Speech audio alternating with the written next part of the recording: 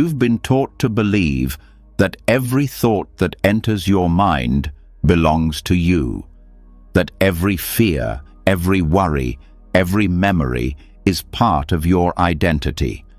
But if that were true, why do your thoughts come and go without warning?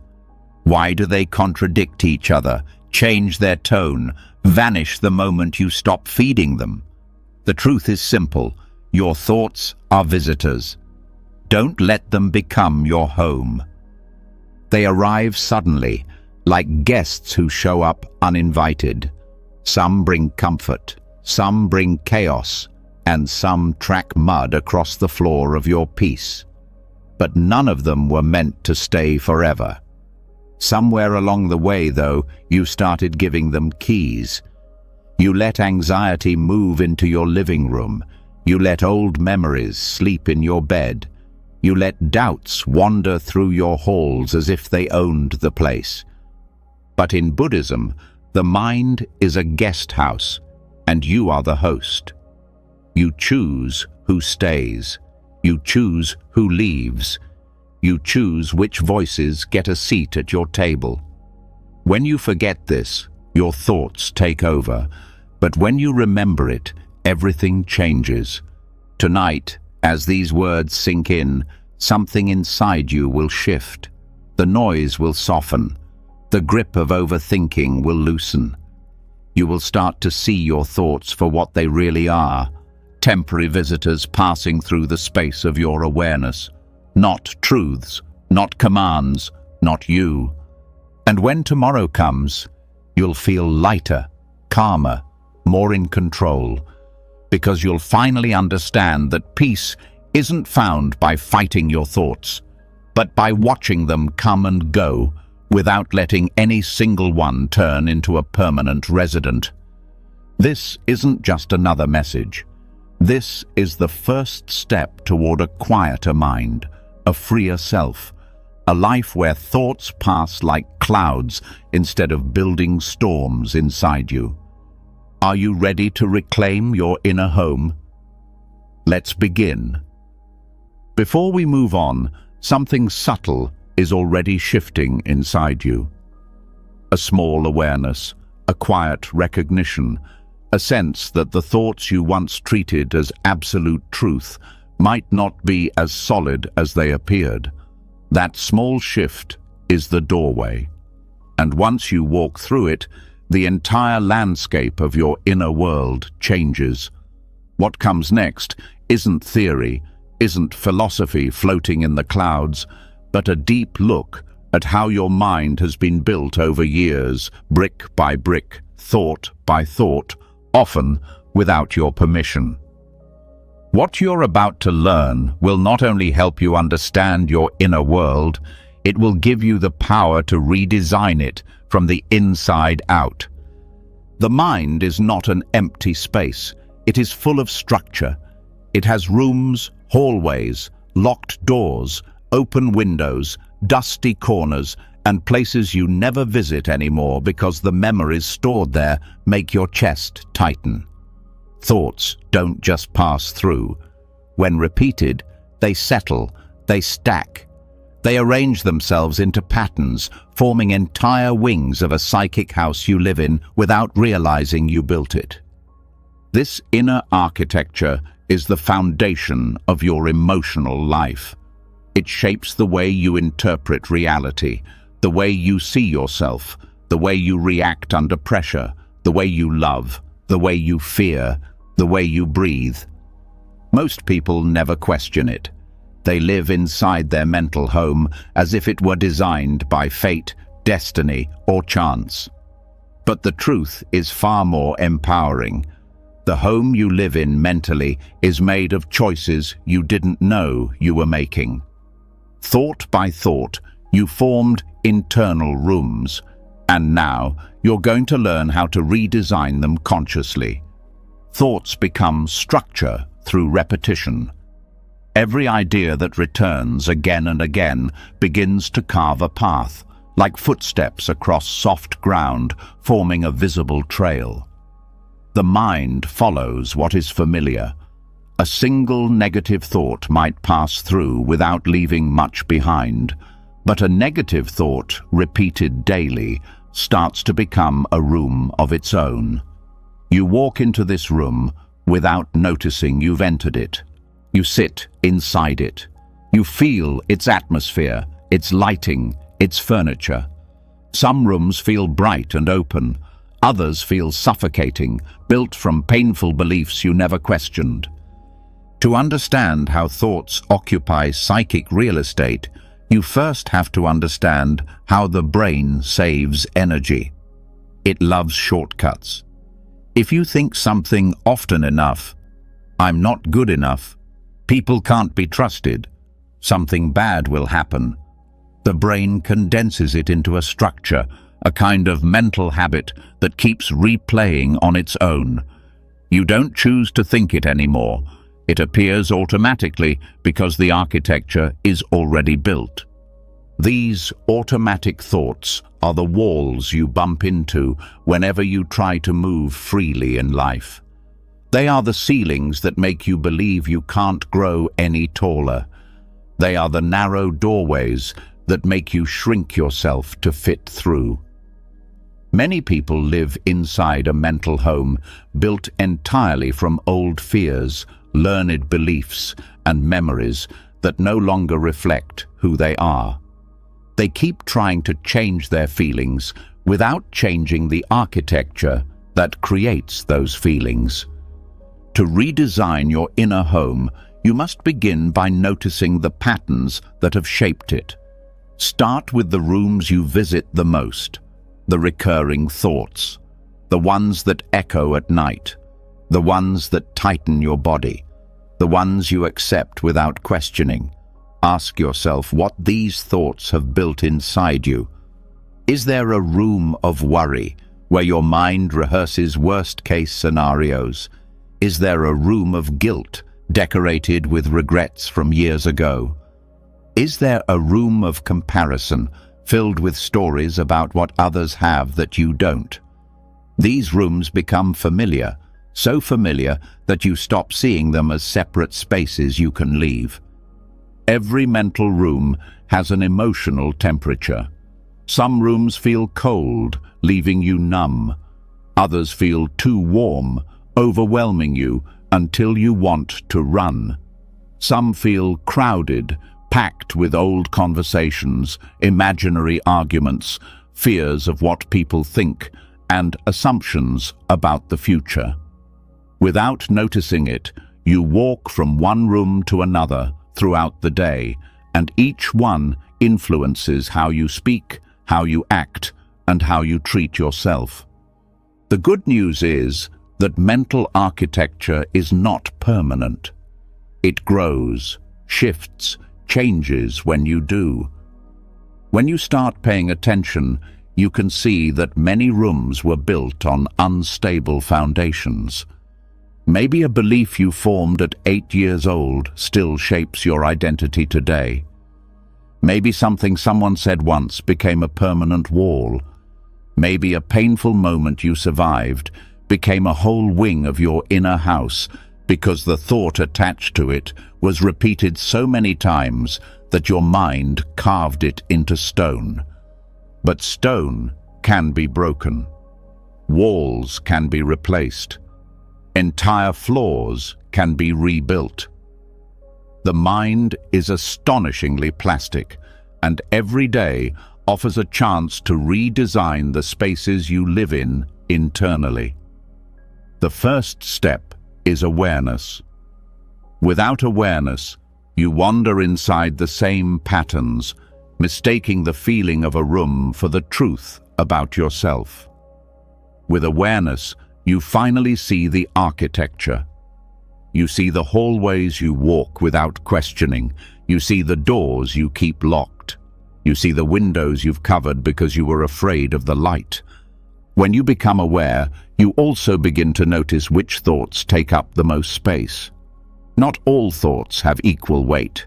Some are loud and pushy. Some are subtle whispers that shape you quietly.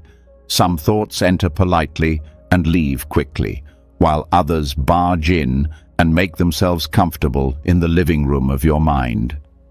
The ones that stay tend to be the ones you feed through attention, emotion, belief, or habit. They build rooms because you keep returning to them. And here's something many people never realize. Your mind doesn't build rooms based on truth. It builds them based on repetition.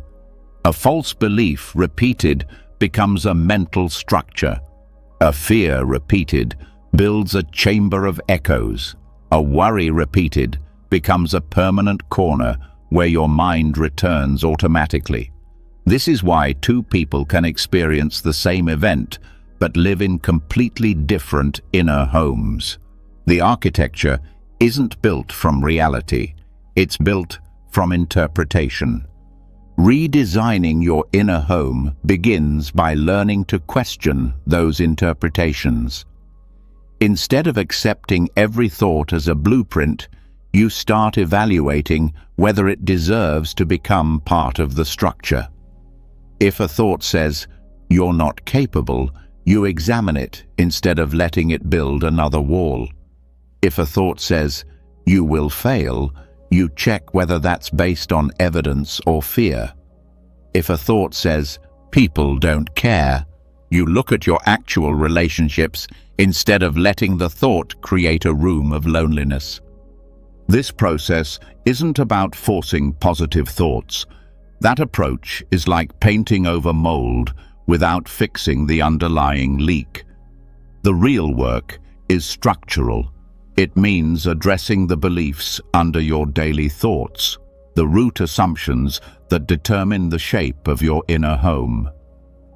When you start questioning the foundation, you begin freeing yourself from architecture you didn't consciously choose. One powerful tool for redesigning is noticing what thoughts feel like in the body. Every thought affects the nervous system. Fear-based thoughts tighten the chest. Self-critical thoughts make the stomach heavy. Shame-based thoughts make the shoulders collapse. When you notice the body's response, you gain clues about which rooms are unhealthy. A room that makes your whole body contract is not a room you should keep living in. Another tool is the practice of mental spacing. When a recurring thought appears, instead of stepping into the room it leads to, you pause at the doorway. You observe the thought without entering fully. This act of staying at the threshold weakens the room's pull. Over time, it loses its power until eventually the structure collapses from lack of use. This is the essence of non-attachment. You stop feeding the mental architecture that causes suffering. You also begin to build new rooms intentionally. A room of patience, a room of self-respect, a room of clarity. These rooms are formed the same way the old ones were, through repeated thought, repeated practice, repeated presence. Every time you show yourself kindness instead of judgment, you add another brick. Every time you respond to stress with calm awareness rather than panic, you expand the space. Every moment of awareness is an act of renovation.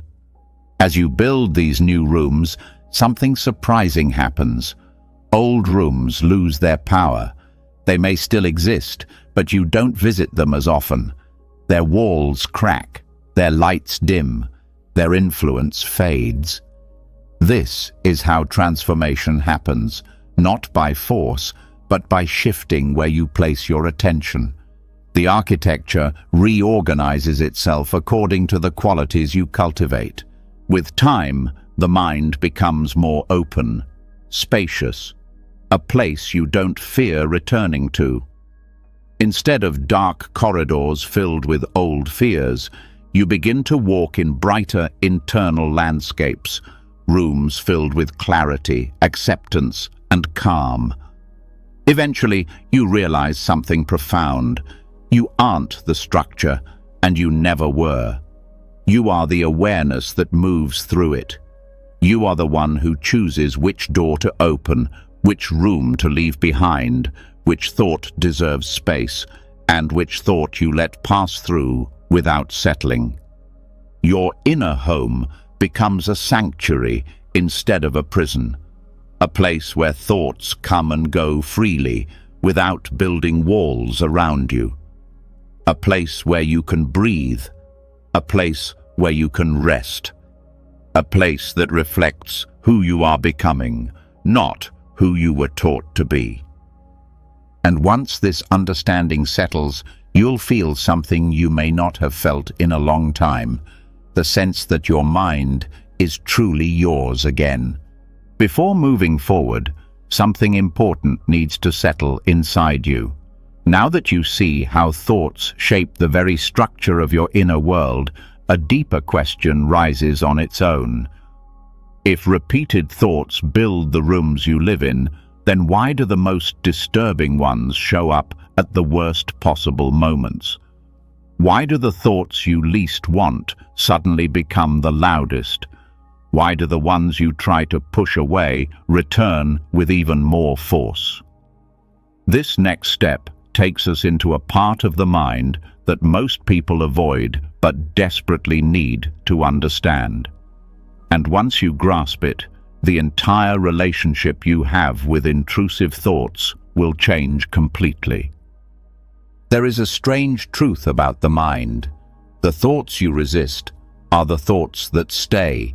The more you push them away, the stronger they become. It feels unfair, even cruel, but this is how the human mind works. Intrusive thoughts behave like uninvited guests who sense tension and use it as a doorway. The harder you try to close the door, the more they wedge their foot into the frame. And the more you mentally shout, "Go away," the louder they get. What feels like a personal weakness is actually a predictable response built into the nervous system. Intrusive thoughts arrive when tension rises inside you. They sense resistance the way heat draws insects.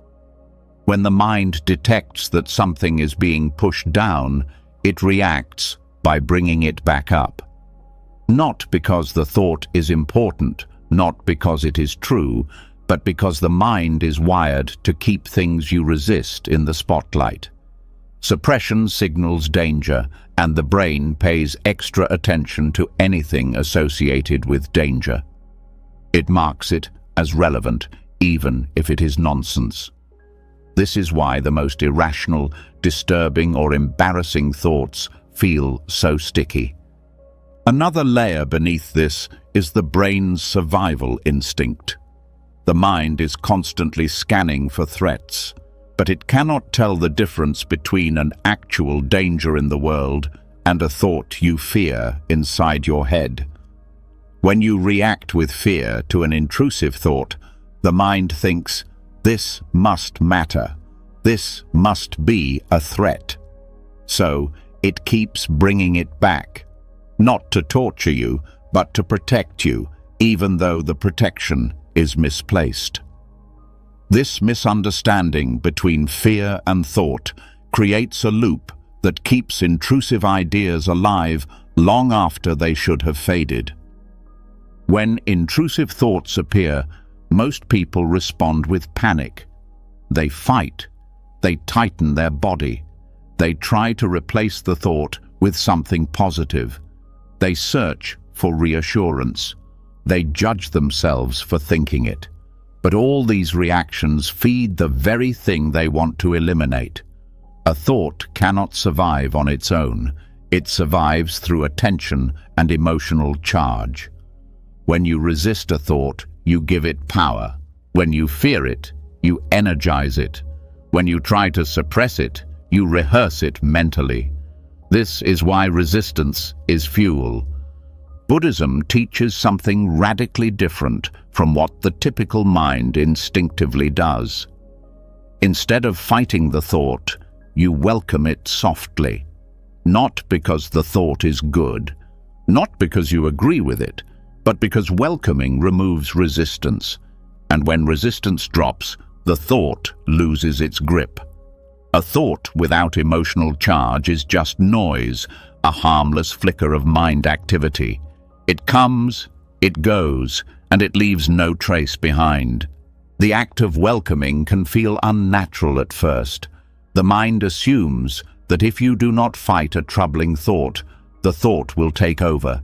But this fear is backwards. Fighting gives the thought life. Allowing gives it space to dissolve. When you let a thought exist without trying to control it, the body relaxes, the tension fades, the emotional reaction fades. And without emotional reaction, the thought cannot attach to the mind. It loses its stickiness. This shift is not about letting intrusive thoughts win. It is about refusing to fuel them. It is choosing to stay calm even when the content of a thought tries to provoke fear. It is learning to sit with discomfort without letting discomfort drive your choices. When the mind senses that you are not reacting, it stops sending the same thought again and again because it no longer sees it as important. This is why acceptance neutralizes intrusive thoughts faster than any attempt at suppression. There is a well-known psychological principle that supports this.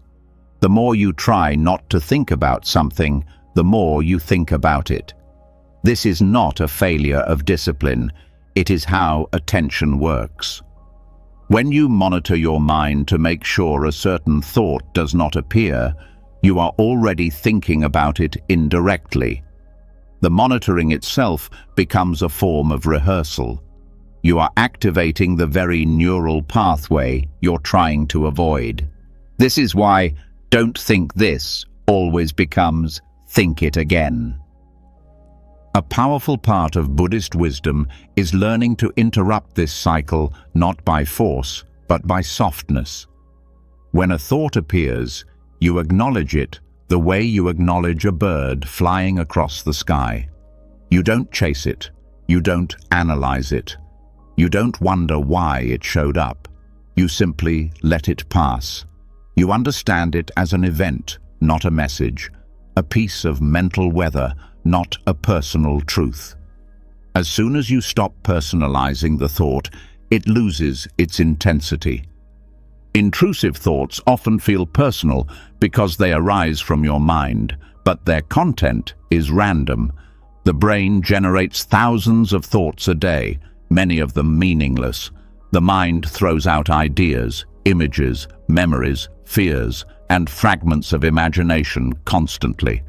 Most of these pass unnoticed. The intrusive ones stand out only because you react to them emotionally. Without that reaction, they would dissolve like all the rest. This brings us to the paradox. The more seriously you take the thought, the more it appears. The less seriously you take it, the more it fades. This is why monks who train in mindfulness speak about thoughts as passing visitors. They come, they go, they belong to no one. They are not worth fighting. They are not worth believing. They are simply mental events with no real power. When you stop resisting, the mind becomes less reactive. You start noticing that the thoughts you once feared appear with less force. They may still surface occasionally, but they do not trigger the same physical reaction. They do not spiral. They do not multiply. They lose their emotional electricity. This is what freedom from intrusive thoughts feels like. Not the absence of thoughts, but the absence of fear toward them. One of the reasons intrusive thoughts feel overwhelming is that people link them to identity. A frightening thought appears, and the mind instantly says, "What does this mean about me?" But the content of a thought says nothing about you. Thoughts are created by the mind, not by your character. A strange thought does not reveal your true nature.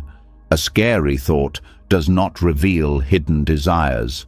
A sudden, violent, or inappropriate thought is not a sign of who you are. It is simply a byproduct of the brain's creativity and randomness. The mind is capable of generating any idea, any image, any scenario. Intrusive thoughts shock you only because you assume they hold meaning.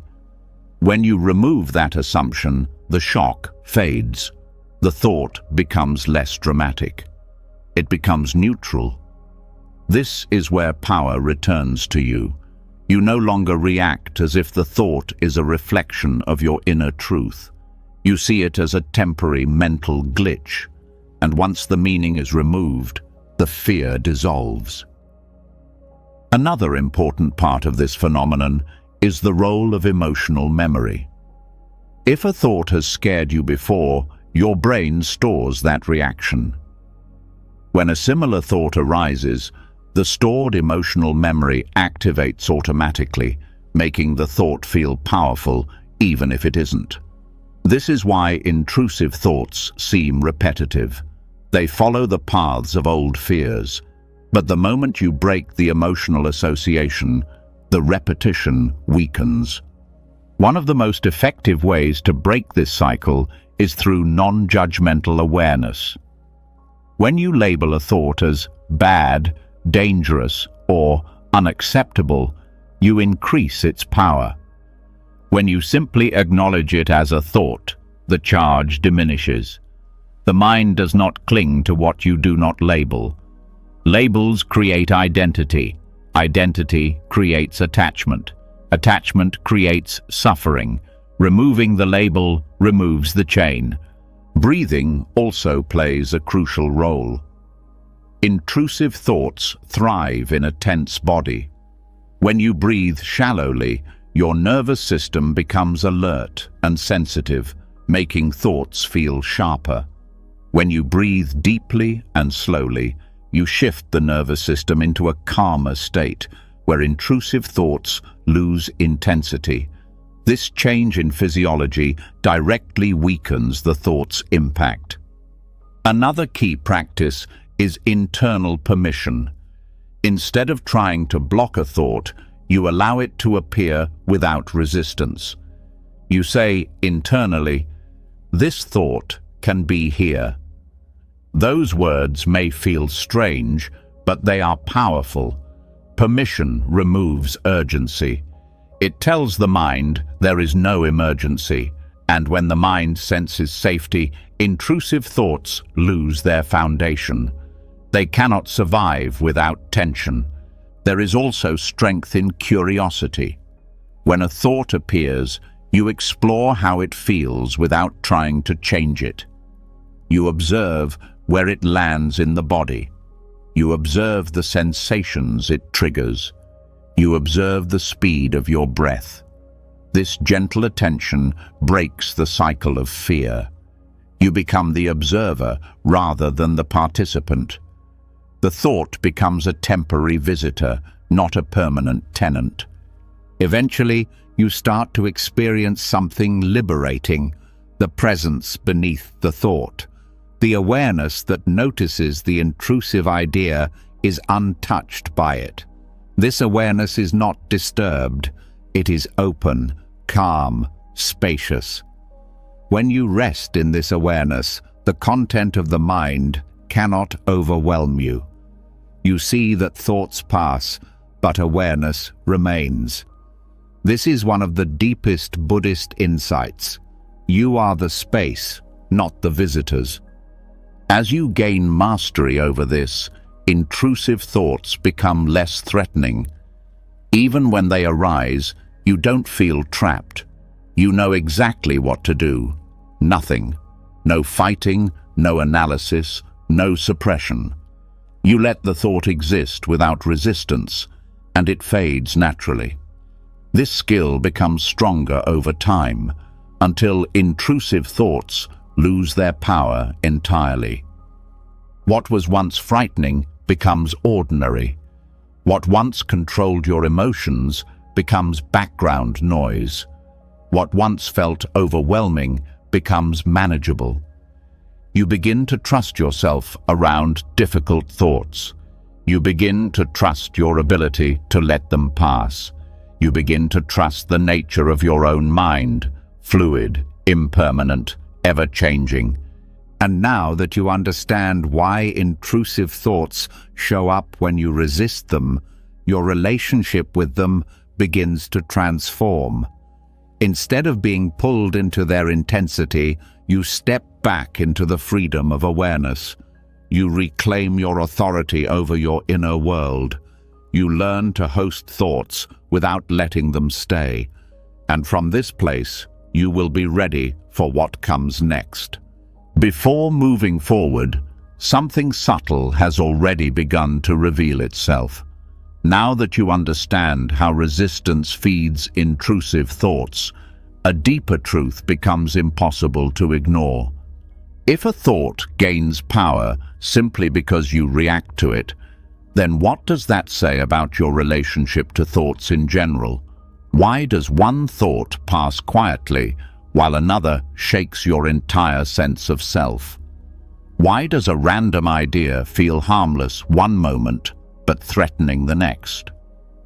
This next step exposes one of the greatest misunderstandings people carry their entire lives: confusing temporary mental activity with identity itself.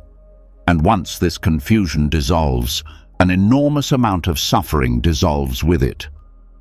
There is a vast difference between the thoughts that move through your mind and the person you actually are. But most people grow up believing the two are the same. A thought appears, and instantly the mind claims it as me, mine, my belief, my problem.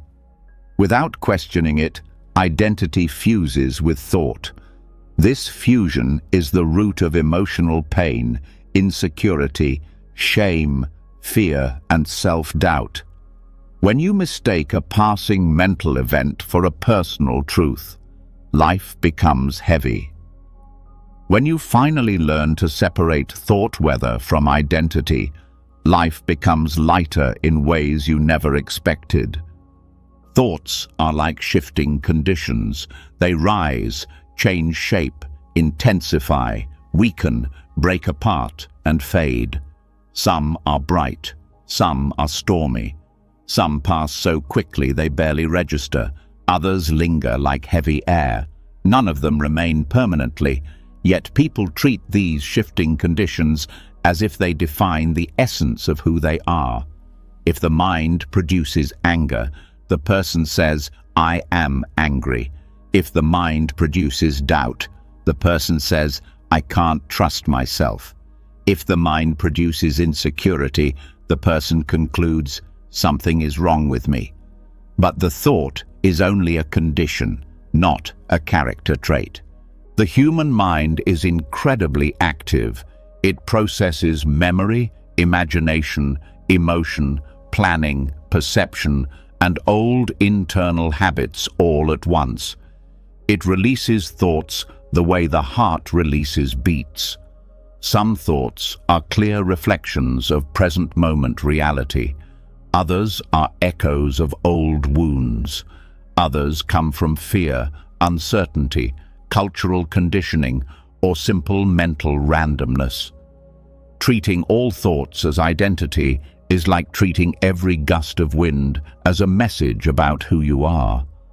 One of the most harmful misunderstandings is believing that negative thoughts reveal some kind of inner truth. When sadness rises, people think they are broken. When resentment arises, they think they are unkind. When fear appears, they think they are weak.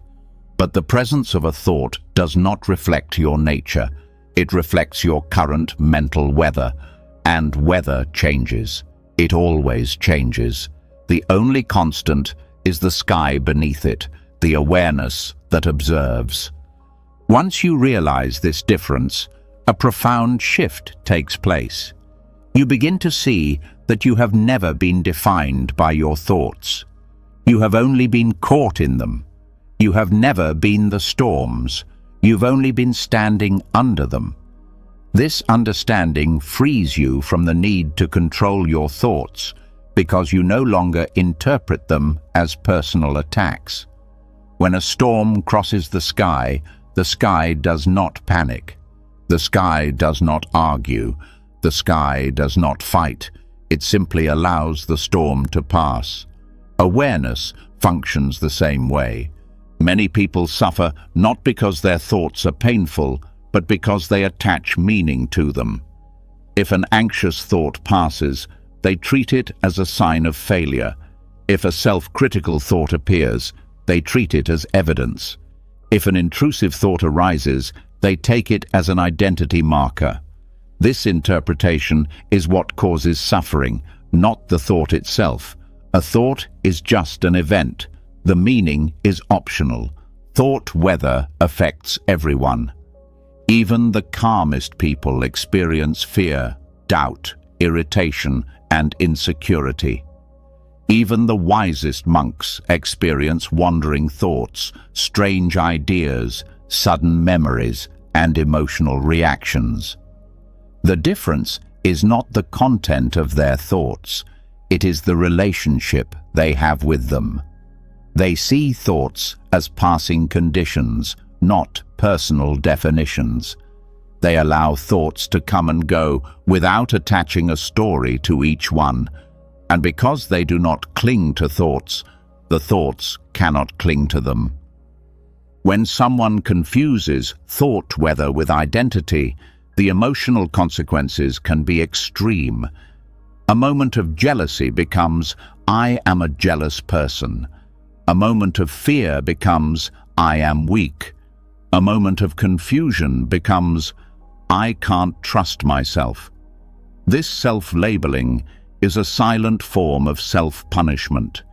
It damages confidence, creates shame, and restricts natural emotional movement. Instead of letting thoughts flow, a person locks them into identity and then wonders why they feel trapped inside themselves. Identity built from thoughts is unstable. It shifts constantly, making you feel inconsistent and unreliable. One day, you feel confident and think you've grown. The next day, a single anxious thought appears, and suddenly you feel like you're back at the beginning. But nothing has truly changed about who you are. Only the mental weather changed. The self that observes the weather remains unchanged. This is why learning to observe thoughts without merging with them is one of the most transformative skills in Buddhism. When you recognize a thought as temporary, it loses its power to define your mood. When you recognize a thought as impersonal, it loses its ability to shame you. When you recognize a thought as weather, it loses its ability to shape your identity. A helpful practice is noticing the language you use. When a thought arises, instead of saying, "I am anxious," you say, "Anxiety is present." This shift is small but powerful. It separates you from the emotion. The emotion becomes something happening within your awareness, not something that defines you. Instead of saying, "I am angry," you say, "Anger is moving through me." Instead of saying, "I am overwhelmed," you say, "Overwhelm is passing through the mind." The language naturally supports non-attachment. This distancing is not denial. It is clarity. It allows you to see the emotion without merging with it. When you stop merging, the emotion loses its intensity. When it loses intensity, it begins to move. Emotions that move do not become suffering. Emotions that get trapped through resistance or identity become suffering. Thoughts are also heavily influenced by the nervous system. When your body is tense or tired, your thought weather becomes stormier. When the nervous system is calm, thoughts become lighter and more spacious. you begin to see that thought weather says more about your current physical and emotional state than about your identity. A restless mind often reflects an overstimulated nervous system, not a broken self. A negative thought often reflects fear, not truth. A hopeless thought often reflects exhaustion, not reality. Many people blame themselves for thoughts that arise naturally from stress or emotional overload. They treat these thoughts as reflections of their character rather than reflections of their state. This creates unnecessary shame. When you begin paying attention to conditions instead of judging identity, your relationship with yourself softens. You stop assuming the worst. You stop taking thoughts personally. You start addressing the real cause, your state, your needs, your environment, your body, your memories, rather than punishing yourself for a mental ripple. Another major source of confusion comes from the stories the mind builds. A single thought rarely causes much trouble. The chain that follows does. A negative thought appears, and the mind instantly creates a story. Why it appeared, what it means, what it predicts about the future, what it says about you. The original thought was only a cloud. The story becomes a storm. Learning to see the first thought as weather prevents the storm from gathering force. Instead of collecting thoughts into identity, you allow each one to rise and fade on its own. You stop building stories around them. You stop creating emotional narratives. You stop assuming meaning where none exists. When you practice this, mental life becomes quieter. Not because thoughts disappear, but because they lose their ability to escalate. Another important aspect is learning not to personalize patterns. The mind often repeats themes, fear themes, insecurity themes, guilt themes, because these pathways are familiar. But a pattern does not define you. It reveals what the mind has practiced, and what has been practiced can be unpracticed. Repetition builds strength, but awareness rewrites patterns. Once you recognize that a pattern is a weather pattern rather than a personality flaw, you can work with it calmly. A powerful insight is understanding that awareness does not judge the weather. Awareness simply acknowledges the movement. When awareness is present, thoughts pass more freely. When awareness is absent, thoughts feel heavier, stickier, more personal. Cultivating awareness is like opening a window in a stuffy room. The air begins to flow, the heaviness lifts, the mind becomes breathable again. Some thoughts are intense not because they are meaningful, but because they carry emotional residue from old experiences. Without realizing it, many people are reacting to old emotional memories every time a certain type of thought appears. The thought triggers the stored emotion. The stored emotion makes the thought feel important. But the intensity comes from the past, not from the thought itself. Once you separate the two, the thought loses its grip. Another important key is understanding that identity is not built from thoughts. Identity is built from deeper qualities, values, actions, intentions, compassion, resilience, growth. Thought weather does not determine your character. Your relationship to thought weather does. A person who experiences fear but responds with patience is courageous. A person who experiences anger but chooses kindness is strong. A person who experiences doubt but acts with integrity is grounded. Character shows itself in what you choose, not what you think. When you stop tying your worth to your thoughts, self-respect strengthens. You stop criticizing yourself for mental noise. You stop assuming that a difficult inner moment means something is wrong with you. You treat yourself with more dignity. You become steadier, calmer, more anchored. Instead of being tossed around by the storm, you stand beneath it with grounded awareness. A life built on this understanding becomes more peaceful. Stressful thoughts still appear, but they don't take over.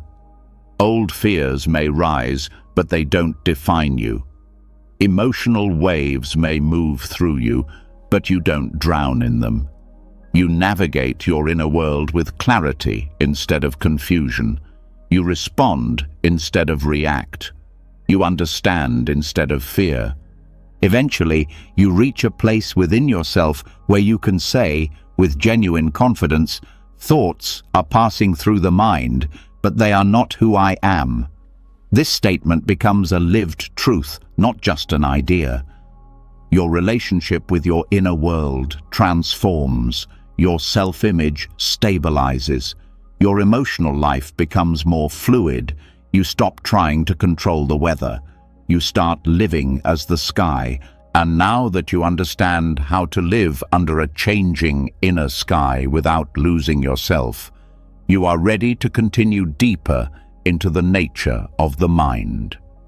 The next step will take you further into the heart of awareness itself. Before moving forward, a new realization begins to rise quietly from everything you've learned so far.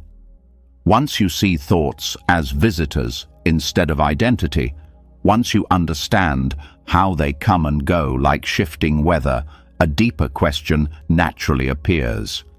If thoughts are constantly moving, then who or what is the one watching them? And even more important, what happens when the watcher stops commenting on every thought, every feeling, every moment? There is a level of peace that appears not when you fix the mind, but when you stop talking over your own experience. This next step leads into a rare kind of freedom, one that begins the moment inner commentary falls silent. The mind has a constant habit of narrating life. It adds words to everything you see, everything you feel, everything you fear, everything you hope for.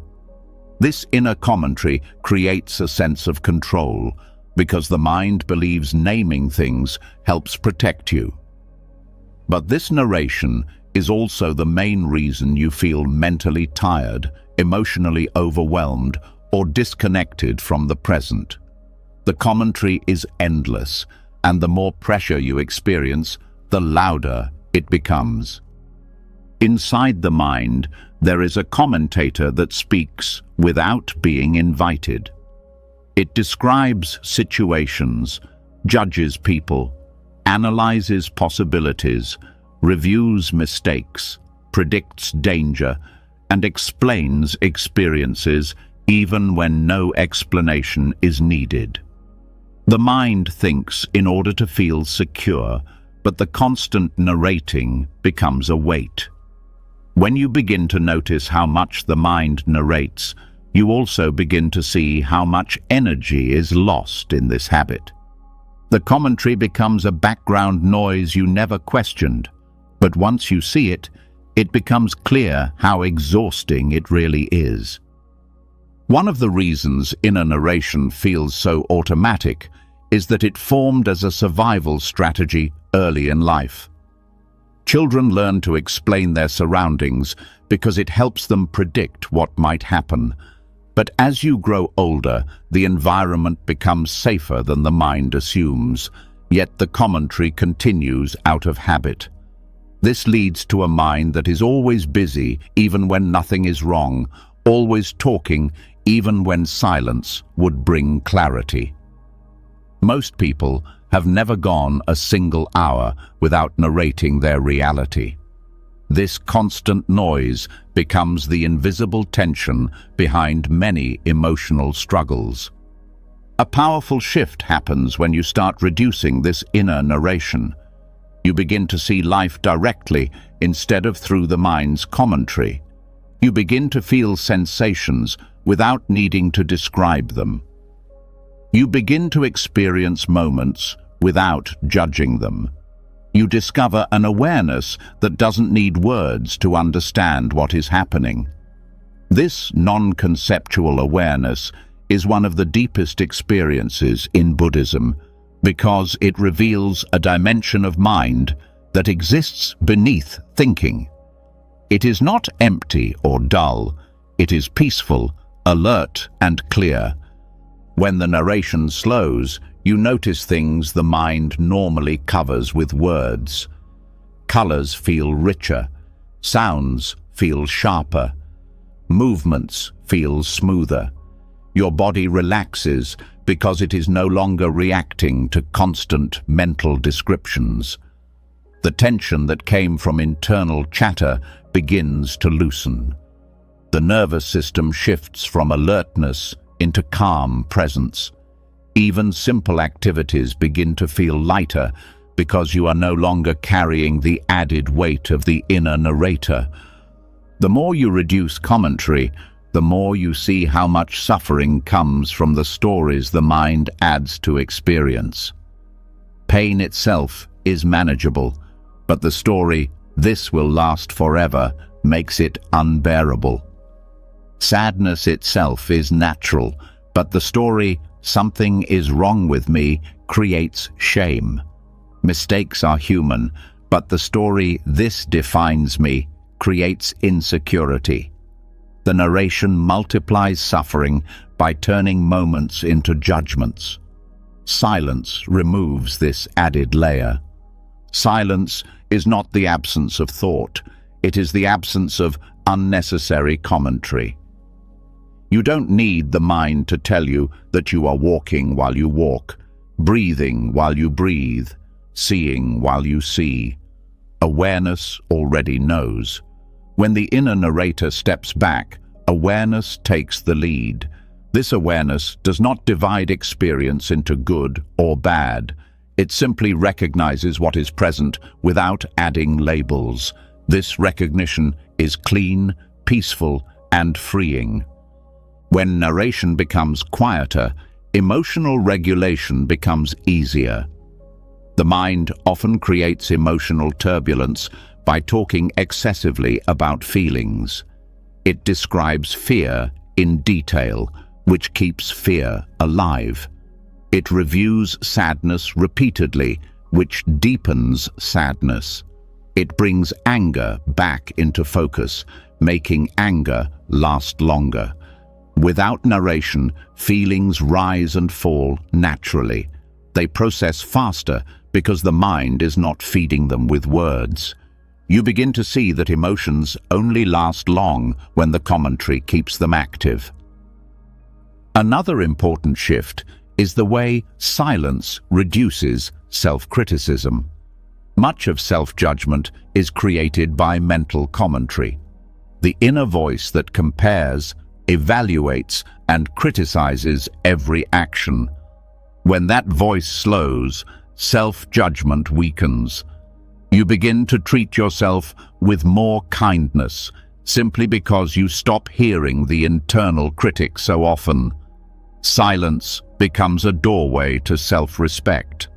The Dharma of silence teaches that words often block direct understanding. When you stop describing everything mentally, you experience reality before interpretation. This direct experience is often peaceful because it is free from the mind's distortions. Silence allows you to see life as it is, not as the mind dramatizes it. This alone reduces stress. The body responds to silence with relaxation. The heart responds with openness. The mind responds with clarity. Silence also reveals how much of inner suffering comes from anticipation.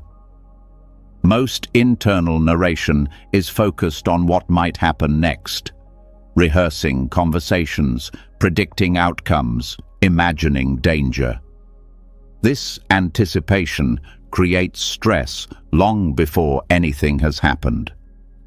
When you reduce narration, the mind stops living in the future and returns to the present. The present moment rarely contains the fear that anticipatory narration creates. This simple shift dissolves a large amount of anxiety. Another benefit of silence is the way it improves decision-making. When the mind narrates excessively, it becomes cluttered. Thoughts overlap, contradict each other, and confuse you. Silence creates mental space. You begin to hear your own intuition more clearly. You notice subtle signals in the body that guide choices. You sense what feels right without needing an endless stream of mental analysis. Decisions arise more naturally and with less doubt because the noise that once overshadowed inner wisdom becomes weaker. Silent awareness also strengthens emotional intelligence. Without narration, you begin to see your inner patterns without the distortions of mental commentary. You notice how emotions arise, peak, and fade. You notice how thoughts trigger certain feelings. You notice how the body reacts to internal events. This direct observation helps you understand yourself more accurately. You begin to respond to emotions instead of fighting them. You begin to meet your inner world with compassion instead of judgment. One of the most transformative effects of silence is how it changes your relationship with insecurity. Most insecurities are created by inner narration, stories about not being good enough, not being capable, not being valued. These stories rarely come from direct evidence. They come from old fears repeated mentally. When narration quiets down, these insecurities lose oxygen. They start to fade naturally because the mind is no longer fueling them. You begin to see that confidence does not come from positive words, but from a quiet mind that no longer attacks itself. Silence also deepens your connection to others. When your mind is not constantly narrating, you listen more fully. You sense what others feel without filtering their words through your own mental commentary. You become more present in conversations. People feel more heard, more understood, more valued because you are truly with them. Silence strengthens empathy by removing the noise that normally distracts you from others. Another powerful aspect of silence is the way it helps you feel life instead of think life. Thoughts create distance from experience. When the narrator uses words to explain everything, you end up living in descriptions instead of sensations. Silence brings you closer to reality. You feel your breath more deeply. You feel touch more sensitively. You taste food more fully. You engage with life directly instead of through the filter of mental commentary. This increases joy and reduces numbness. Silence also brings a sense of inner spaciousness. With fewer words bouncing inside the mind, awareness expands. You feel less confined by thought. You sense more internal openness. Stress does not fill the entire mental field because the silence leaves room for calmness. Thoughts become smaller compared to the vast space of awareness. This spaciousness alone reduces suffering because the mind no longer feels trapped inside itself. A surprising effect of silence is the way creativity increases. Many believe creativity comes from thinking harder, but often creative clarity appears when thinking softens. When the mind rests in silence, deeper insights rise naturally. Ideas form effortlessly. Solutions appear without force. Silence allows the subconscious to speak. This is why creative breakthroughs often occur during quiet moments: walking, showering, resting. Silence opens the channel. Another essential aspect of silence is how it helps dissolve ego. The ego is built from narration, stories about who you are, what you deserve, how others should treat you, how life should unfold. Silence weakens these stories. Without narration, the ego has nothing to hold on to. You begin to live with fewer expectations, less defensiveness, and less need for control. This reduces conflict internally and externally. People who practice silence often become more patient, more understanding, and more accepting because ego has less influence. Silence also reveals the deeper layer of consciousness, a layer that does not need thoughts to exist. This is not emptiness, but awareness. It is calm, stable, and unaffected by mental noise. When you rest in this awareness, life feels less overwhelming. You no longer feel dragged around by thoughts or emotions. You watch them arise and fade without losing your sense of center. This experience is deeply healing because it shows you a part of yourself that cannot be disturbed. As silence deepens, you begin to notice gaps between thoughts. These gaps are tiny moments of pure awareness.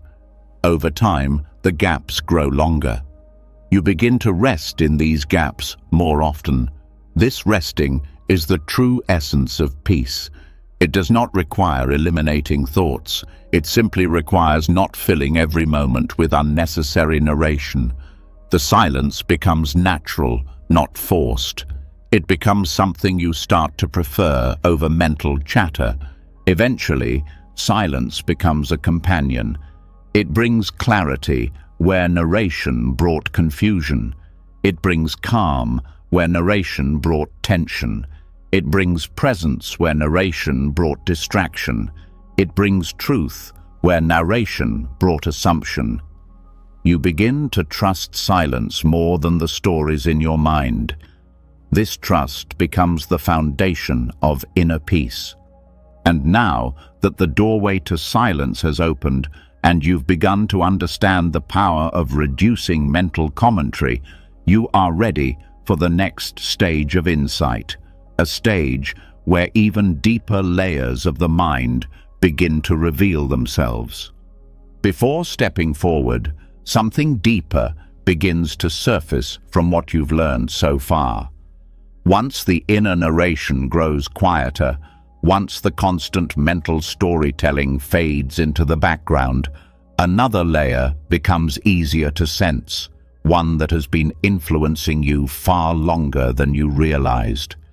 You may notice a heaviness that lingers even when thoughts are calm, or a tightness that remains even when the mind is peaceful. These sensations whisper a truth that many overlook. The body remembers what the mind forgets. Thoughts may fade, but their emotional traces often stay behind. And this next step takes you directly into that hidden world of stored echoes. The body carries the residues of past experiences long after the mind has stopped consciously thinking about them. This is one of the most overlooked realities in healing and emotional well-being. People assume that once a thought stops returning, the problem is gone. But the body tells a different story. Muscles hold tension that formed during fear. The chest tightens from old grief. The stomach clenches from long-term worry. Shoulders curl inward from years of self-protection. These reactions aren't intentional. They are the body's way of responding to inner experiences you may have lived through but never fully processed. Somatic imprints form when the body reacts strongly to an emotional state. Each emotion carries a unique physical signature. Fear speeds the heart and activates the gut. Sadness lowers the chest and slows the breath. Anger heats the muscles and stiffens the jaw. Joy expands the chest and softens the face. When these emotions arise repeatedly or intensely, the body begins to encode them. It builds habits around them. These habits turn into patterns, and these patterns turn into the emotional echoes you feel even when your mind moves on. Many people live their entire lives trapped not by their thoughts, but by these echoes. They may have resolved old mental stories, but the body still responds as if danger, grief, or stress is present. This is why certain moments trigger a disproportionate physical reaction. The body is reacting from memory, not from the present moment. The body does not use language. It communicates through sensation. It responds through tension, breath, posture, and subtle movements. To heal these echoes, you must learn to read the language of the body. Embodied cognition reveals that thoughts don't just stay in the mind, they ripple downward. Every thought sends a signal to the nervous system. The nervous system responds through chemicals, hormones, and physical sensations. Over time, these signals shape the body's default state. Someone who spent years in worry often carries a body that feels restless. Someone who lived through long periods of criticism often carries a chest that naturally tightens. Someone who grew up feeling unsafe often carries shoulders that rise unconsciously. These are the physical footprints of emotional life. One of the clearest signs of emotional echoes is reacting to a current situation with an intensity that does not match the moment. A small comment feels like an attack. A minor setback feels overwhelming. A simple mistake feels like proof of failure. These reactions are not irrational. They are rooted in old physical memories. The body responds before the mind even has time to think. This creates confusion because you may know intellectually that a situation is not threatening, yet your body reacts as if it is. The body's truth overrides the mind's logic. Mindfulness helps dissolve these echoes by bringing attention directly to the physical experience instead of the story about it. When you focus on the breath, you begin to notice subtle tightness that you previously ignored. When you pay attention to posture, you see how your body closes, protects, or braces itself. When you tune into sensations, you begin to recognize patterns you've been carrying for years. This awareness alone begins the process of release. Emotional echoes often show up as chronic tension. The jaw remains tight long after anger is gone. The stomach remains knotted long after fear has passed. The throat feels closed long after sadness faded. These tensions drain energy. They restrict breath. They influence mood. They narrow perception. Many people mistake this for personality, but it is simply the residue of experiences stored in the tissues. To dissolve emotional echoes, you must work with the body directly. The mind cannot release what the body is holding. You must feel the sensations without resisting them. This is one of the most important teachings in mindfulness. When you observe sensation without fear, judgment, or analysis, the nervous system naturally begins to unwind. The tension loses its charge because you are no longer contracting against it. The body softens when it feels safe to soften. Safety comes from awareness, not from avoidance. Breathwork is one of the most powerful methods for releasing stored echoes. Slow, deep breathing shifts the nervous system from survival mode into calm mode. When the breath softens, the body relaxes. When the body relaxes, emotional residue rises to the surface. At first, this may feel uncomfortable because the sensations are raw, but when you stay with them gently, they move through the body and dissolve. This is the body completing a process that was interrupted long ago. Movement also plays a crucial role. Many emotional echoes stay alive because the body remains stuck in the postures that formed during emotional experiences. Opening the chest, softening the belly, relaxing the throat, and grounding the feet can release emotional memories that have been held silently for years. Movement resets the physical patterns that hold emotional residue in place. It is important to understand that emotional echoes are not signs of weakness. They are signs that your body protected you during moments when you could not protect yourself. The body stepped in when the mind was overwhelmed. It braced itself because it thought it needed to. These protections were not mistakes. They were attempts to keep you safe. Healing requires acknowledging this with kindness, not shame. As you become more aware of the body's language, you begin to notice the subtle ways the mind and body influence each other. When a certain thought arises, the body reacts instantly. When the body becomes tense, certain thoughts arise more easily. It becomes clear that healing is not only mental or emotional, it is physical. You cannot change thought patterns completely until you change the body patterns that support them. Awareness of emotional echoes also reveals why letting go mentally is often not enough. People try to move on from the past through thought alone. They repeat affirmations, rational explanations, and self-encouragement. But if the body is still holding the residue, the past stays alive in physical form. This is why someone can intellectually know they are safe today, yet still feel fear from childhood.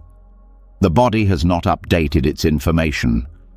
The body is living in an old reality even when the mind has moved on.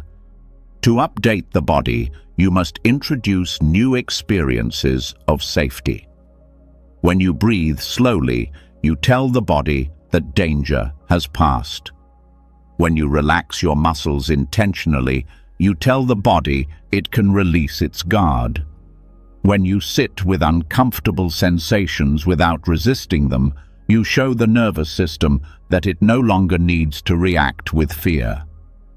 This is how the body learns that the present moment is different from the past. The body releases emotional echoes through cycles. Sensations rise, peak, and then fall. Allowing this cycle is essential. If you interrupt the cycle by tensing, resisting, or distracting yourself, the echo remains incomplete and stays stored. If you complete the cycle with mindful attention, the echo resolves. People often think healing means never feeling discomfort, but true healing means letting discomfort move through the body without stopping it. Only then can it leave. Emotional echoes also influence your relationship with others. When you carry tension in the body, you see the world through the lens of that tension. Neutral situations feel threatening. Kind people feel distant. Opportunities feel risky. The body's past becomes the filter for the present. When you release the echoes, the world begins to look different. Not because the world changed, but because the filter became clearer. One of the most powerful aspects of dissolving emotional echoes is the way it restores emotional freedom. When the body no longer carries old residue, you respond to situations based on what is happening now, not what happened years ago. You stop reacting automatically. You stop repeating old patterns. You stop getting pulled into emotional spirals that do not belong to the present moment. This freedom is life-changing. The process requires patience. The body does not release years of stored tension in one moment. It unwinds slowly, layer by layer. Some days, the body feels light and open. Other days, it feels heavy again. This does not mean you are regressing. It means another layer is rising. The deeper the layer, the more meaningful the release. One of the most surprising parts of this process is how much self-compassion grows naturally. When you understand that the body has been carrying old pain silently for years, you begin to treat yourself with more kindness. You stop blaming yourself for emotional reactions you never chose.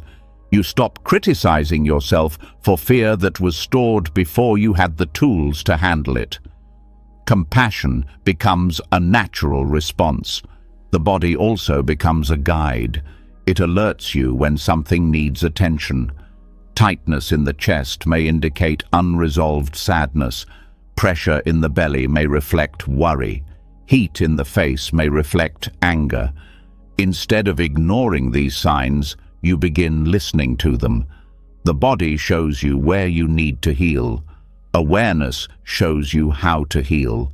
Mindfulness becomes a bridge between thought and body.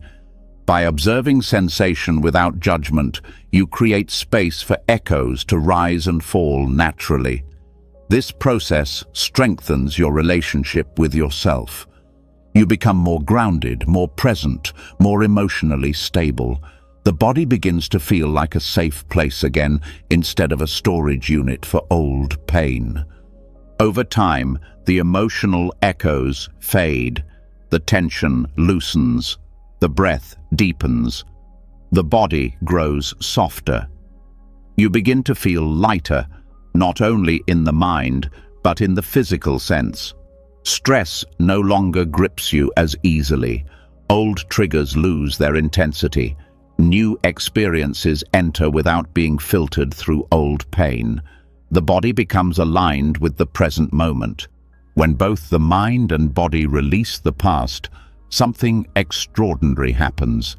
You begin living from a place of genuine presence. You feel emotions fully, but they do not overwhelm you. You experience sensations clearly, but they do not define you. You move through the world with a sense of openness instead of armor. And now that you understand how deeply thoughts continue living in the body, you're ready to continue exploring the next doorway in your inner transformation, one that will further deepen the clarity and freedom already beginning to arise. Before moving to the next step, something important becomes clear from everything you've already uncovered. You now understand how thoughts shape the structure of your inner world, how intrusive thoughts feed on resistance, how mental weather differs from identity, and how the body carries emotional residue long after the mind has moved on. With all these insights, a new question rises naturally. If thoughts come, go, return, shift, echo, and move through both mind and body, then how do you live with them peacefully?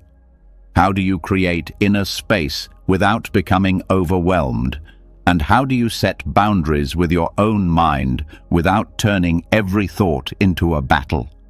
What comes next is the art of mental hospitality, a way of relating to thoughts that neither pushes them away nor clings to them.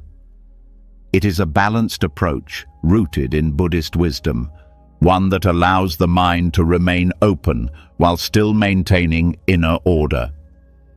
This is where you learn to host your thoughts without letting them take over the whole house. The mind is naturally active.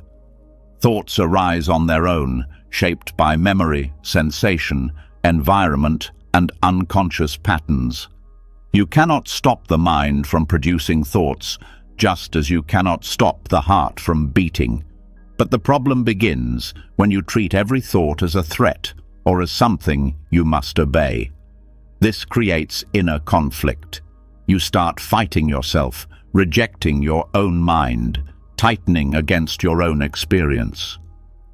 That internal war becomes the root of chronic stress.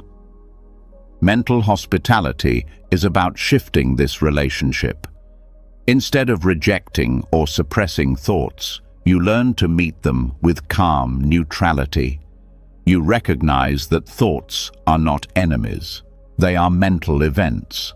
They do not require your agreement or your fear. They do not demand your emotional involvement. Their existence does not obligate you to act. The moment you understand this, inner resistance begins to soften. Clinging to thoughts creates suffering just as much as rejecting them. When you cling, you identify with the content.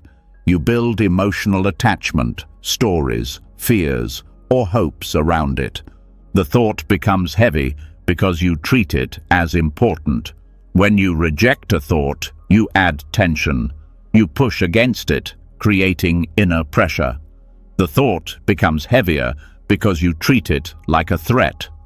Compassionate neutrality removes both extremes. It allows you to acknowledge a thought without merging with it. You let the thought be present without giving it power. You let it move through awareness without shutting the door on it.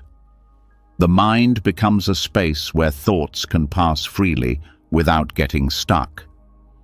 This approach is deeply gentle. Many people believe self-discipline means controlling their inner world through force. But force only increases tension. When you forcefully block a thought, the mind becomes defensive. When you try to force a thought to stay, the mind becomes anxious. Hospitality replaces control with wisdom. Control creates resistance. Hospitality creates openness. Neutrality does not mean passivity. It means you choose how you respond instead of reacting automatically. You set boundaries by recognizing that thoughts are allowed to arise, but you do not need to follow them. You can say internally, "You can be here, but I don't have to engage." This small shift prevents thoughts from building stories, spirals, or emotional storms. It allows you to maintain inner calm even when the mind produces difficult content. The first part of mental hospitality is acceptance, allowing thoughts to appear without judgment. When you stop labeling a thought as good or bad, the emotional charge weakens.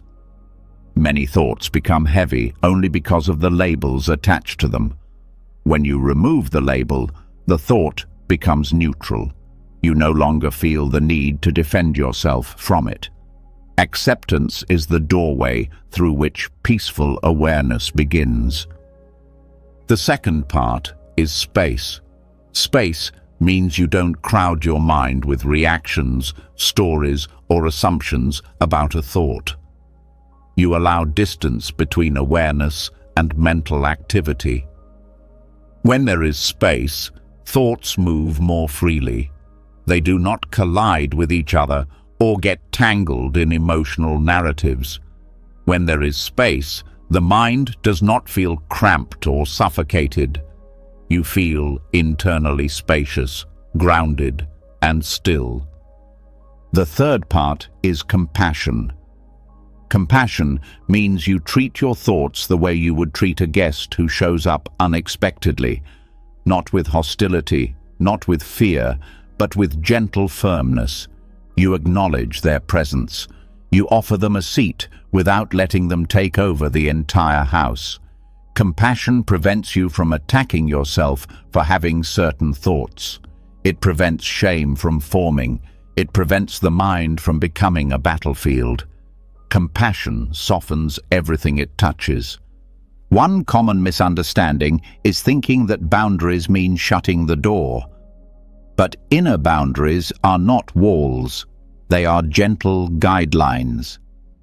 You do not have to block thoughts. You simply choose how much energy to give them. Mental hospitality is like hosting visitors in a spacious hall. Everyone enters, everyone leaves, but no one builds a permanent room without your permission. A helpful practice is noticing your immediate reaction to thoughts. The mind often reacts before you even realize it. A negative thought appears and your body tenses. A fear appears and your breath shortens. A self-critical thought appears and your chest contracts. These reactions strengthen the thought. When you notice this pattern, you gain the ability to interrupt it. You take a breath. You pause. You let the body soften. As the body relaxes, the thought loses its grip. Boundaries form through presence, not rejection. Neutral observation is one of the strongest tools in this process. When a thought appears, you simply note it. You say internally, "There is a thought." You do not say, "This is my thought," because that creates attachment. You do not say, "I shouldn't think this," because that creates resistance. You simply observe. This observation is not cold or detached.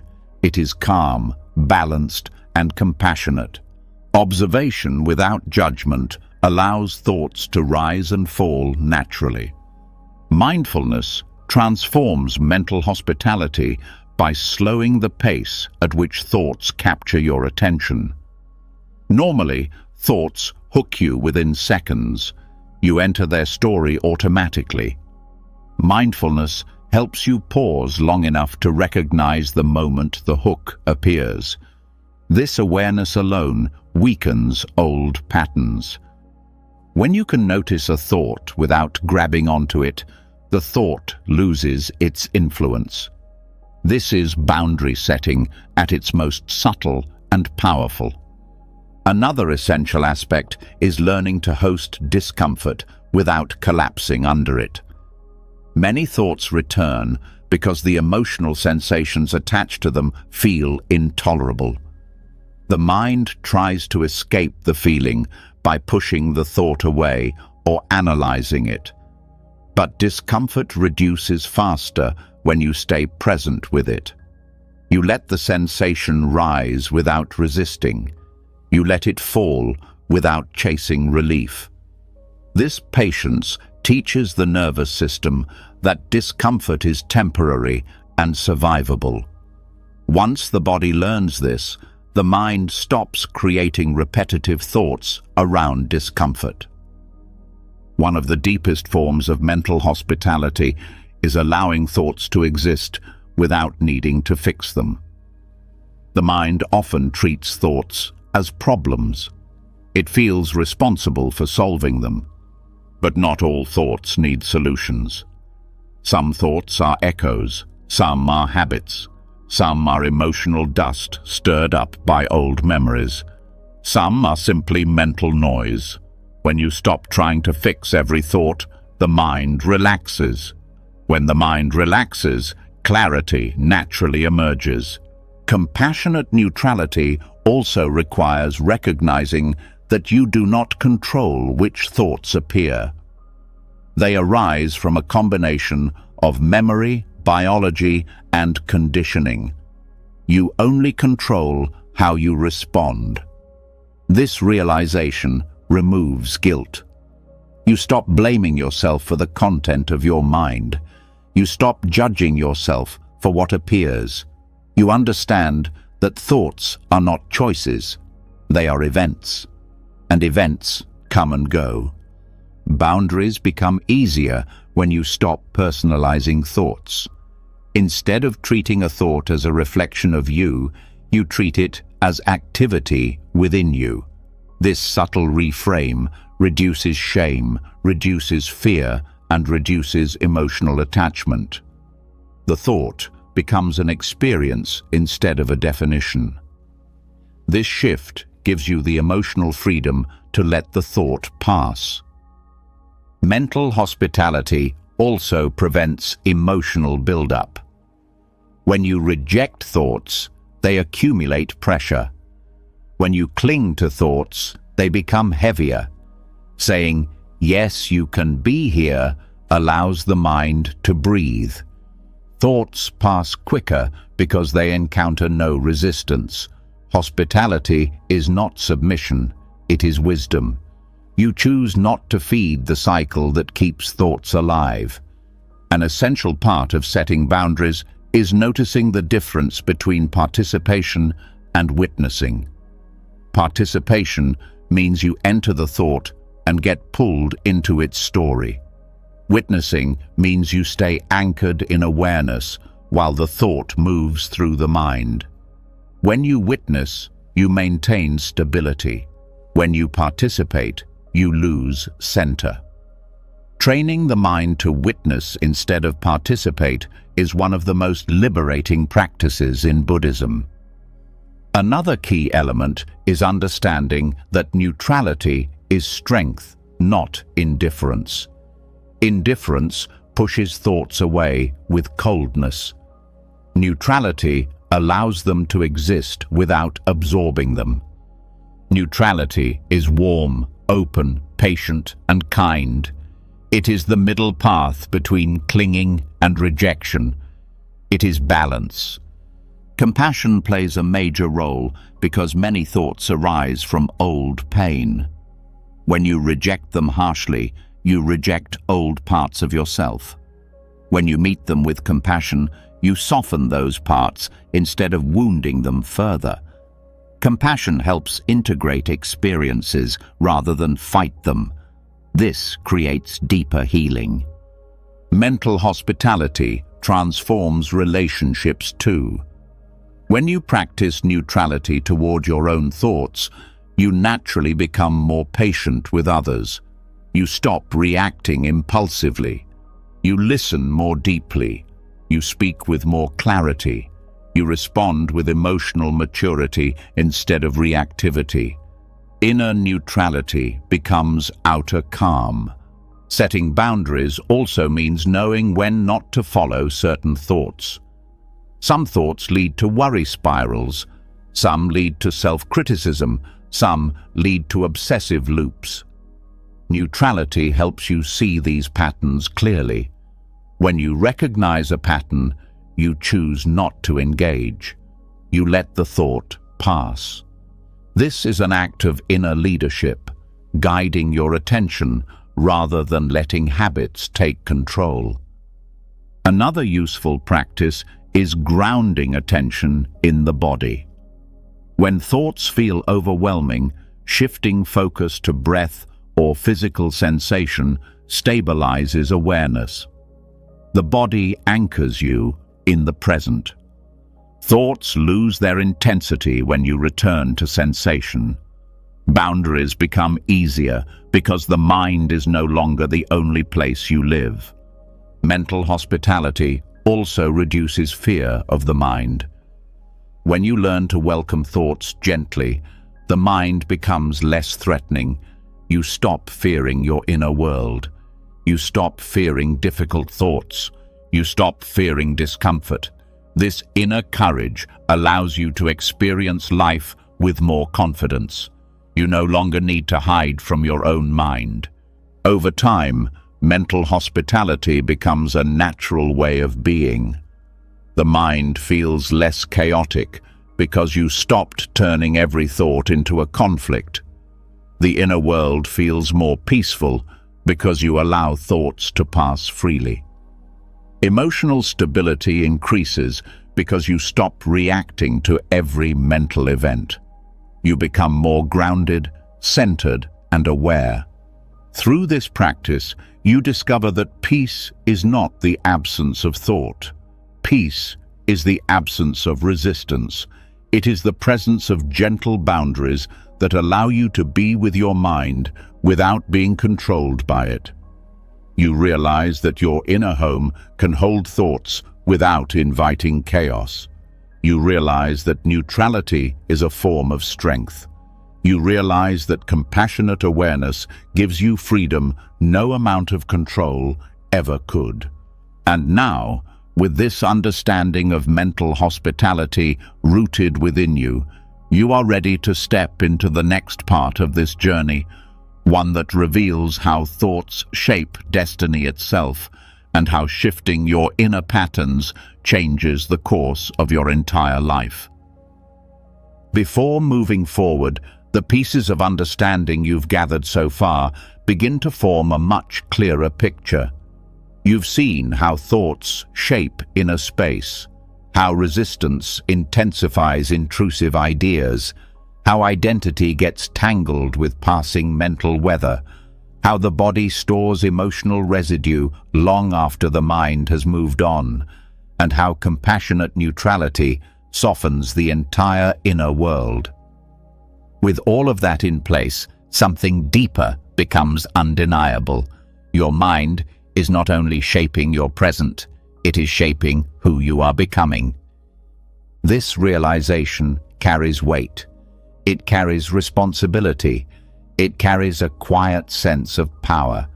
Because once you truly see that thoughts influence actions, emotions, habits, and character, you start to understand something profound. Repeated thinking is not just a mental habit, it is a karmic force. This is where the next step begins. Cognitive karma is the process through which the patterns of your mind gradually become the patterns of your life. It is not mystical or abstract. It is a clear psychological and spiritual principle reflected in both ancient teachings and modern science. Whatever you repeat becomes easier to repeat. Whatever you practice becomes natural. Whatever you nurture becomes the path your mind walks without effort. Karma means action, but in Buddhism it includes mental action. Thoughts are not harmless background noise, they are seeds. Each repetition strengthens their roots. A thought repeated becomes a tendency. A tendency becomes a habit. A habit becomes a behavior. A behavior becomes a pattern. A pattern becomes character, and character becomes destiny. This chain forms slowly, almost invisibly. You don't notice a single thought shaping you, but you notice the accumulated weight of thousands. A repeated idea becomes a familiar path. A familiar path becomes an automatic reaction. This is why cognitive karma matters, because your mind is designing your future even when you aren't paying attention. The brain is molded by repetition. Neural pathways grow stronger with use and weaker with neglect. Every time you think a certain way, you strengthen a pathway. If you repeatedly think with fear, fear becomes easier. If you think with self-respect, self-respect becomes easier. If you think with compassion, compassion becomes your default. The brain rewards what you practice. It remembers what you repeat. Most people are unaware of the karmic momentum their thoughts carry. They assume they are unhappy because of external circumstances, when in reality, much of their suffering comes from internal conditioning, the momentum of thoughts practiced for years. Anxiety, anger, self-criticism, doubt, hopelessness, and overthinking often come from repeated mental loops that became familiar. These loops start to feel like just who I am. But they are not identity, they are habits, and habits can be unlearned. Your mind has been rehearsing certain thoughts for decades. Some serve your growth, some quietly sabotage you. When you understand cognitive karma, you stop blaming yourself for the state of your mind. You begin to see that you were shaped by repetition, not by failure, and this understanding frees you. If repetition shaped you, repetition can reshape you. A clear example of cognitive karma is insecurity. One insecure thought means nothing, but insecurity practiced daily becomes identity. Identity becomes behavior. Behavior creates outcomes that reinforce insecurity. The cycle becomes self-perpetuating. The same happens with anger or fear. A single burst of anger is natural, but anger repeated becomes temperament. Temperament influences choices. Choices influence relationships, and relationships influence destiny. Your thoughts also build your worldview. Repeated negative thinking makes the world look threatening. Repeated worry makes the future look dark. Repeated doubt makes you underestimate your capabilities. These thoughts then influence your decisions. You take fewer risks. You avoid opportunities. You shrink your life. The shrinking then reinforces the thoughts. This is cognitive karma in motion. But karma is not punishment. Karma is pattern, and patterns can be rewritten. You begin by interrupting the loop. Awareness is the first step. You cannot change a pattern you cannot see. Awareness shows you the repeated loops running automatically, the familiar fears, the recurring narratives, the repetitive self-judgments, the doubts that echo from the past. Seeing them loosens their hold. Then comes choice. Awareness alone is not enough. You must choose differently. When a familiar negative thought appears, you choose not to feed it. You choose not to follow its story. You choose not to let it grow. Instead, you respond in a new way, calmly, gently, firmly. This creates a new pathway, and each time you choose the new path, it grows stronger. Slowly, repetition becomes your ally rather than your enemy. Cognitive karma explains why small habits matter so deeply. A single moment of mindfulness may seem insignificant, but repeated daily, it creates a new identity. A single breath before reacting may seem small, but practiced consistently, it transforms relationships. A single moment of self-kindness may seem trivial, but repeated often, it rewrites years of inner harshness. Thoughts influence behavior, and behavior shapes life. A person who thinks, "I can learn," tries new things. A person who thinks, "I can't change," avoids challenges.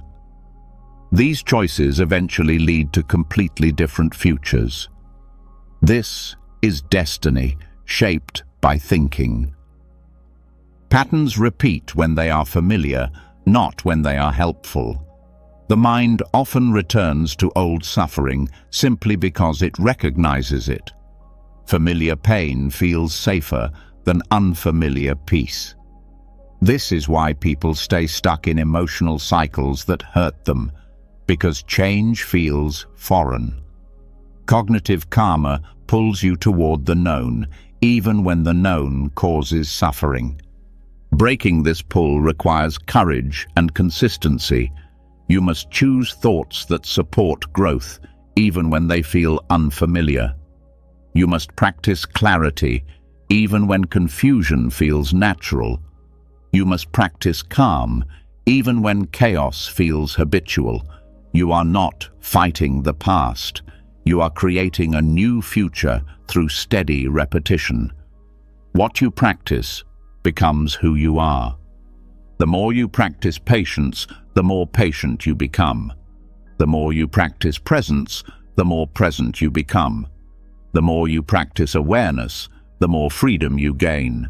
The more you practice compassion, the more your heart opens. The mind does not transform through one moment of insight. It transforms through many small moments of repetition. Cognitive karma also deepens your compassion for others. Once you understand that everyone behaves according to patterns shaped by their past, you stop taking things personally. You see that people act from conditioning, fears, and habits they didn't consciously choose. This understanding softens judgment. It creates empathy. It creates space for forgiveness. This itself becomes part of your karmic pattern, a tendency toward compassion rather than reaction. Your inner world expands as you reshape your patterns. The mind becomes less reactive. Emotions become less overwhelming. Relationships become less chaotic. You stop falling into the same traps because the mental pathways that led you there are fading. New pathways built on clarity and awareness, become stronger. One of the most powerful insights of cognitive karma is realizing that destiny is not fixed. You are not doomed to repeat the past. The future is shaped by what you practice now. If you practice fear, fear becomes your path. If you practice courage, courage becomes your path. If you practice clarity, clarity becomes your path. If you practice compassion, compassion becomes your path. Every thought is a vote for the person you are becoming. Every reaction is a direction. Every choice builds the next layer of character. The present moment is the architect. The future is the structure. Once you understand this, you no longer feel powerless. You stop waiting for external change and begin creating internal change. You see that the mind was never your enemy.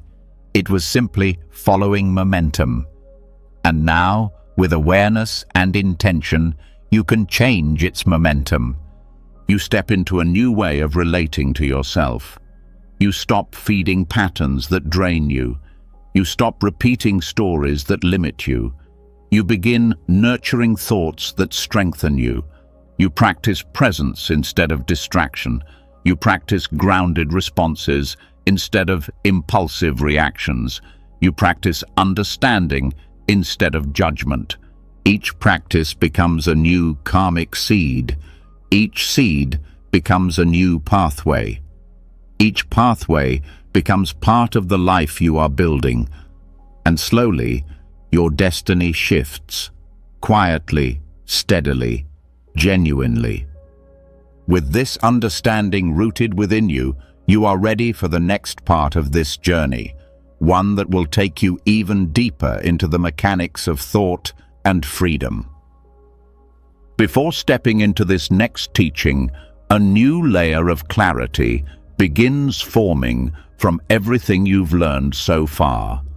You now understand how repeated thoughts shape patterns, how those patterns shape character, and how character shapes the path you walk.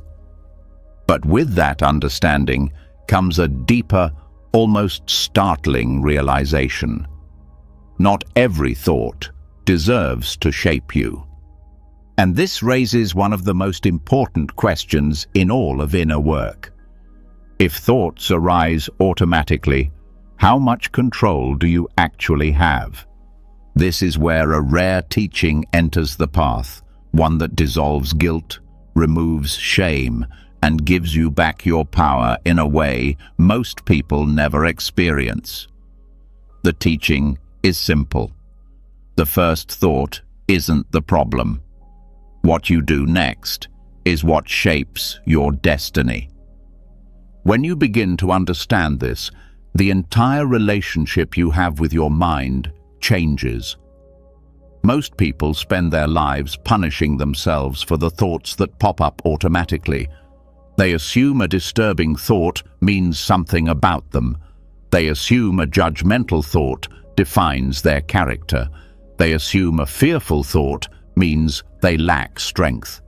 These assumptions create shame, anxiety, and self-doubt. But the truth is that your first thought is simply the result of past conditioning, memory, biology, habit, and environment.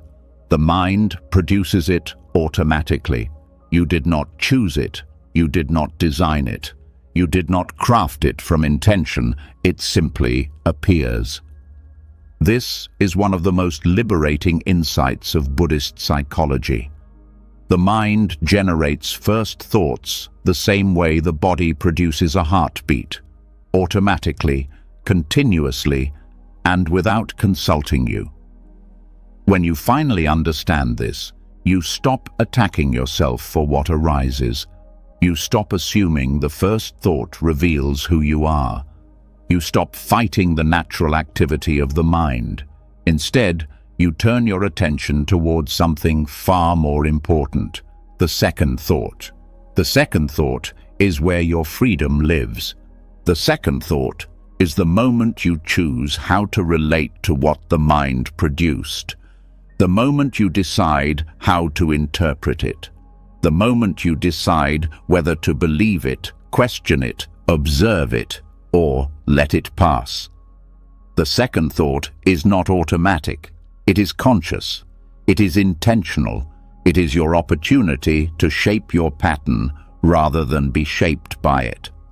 Most suffering does not come from the first thought.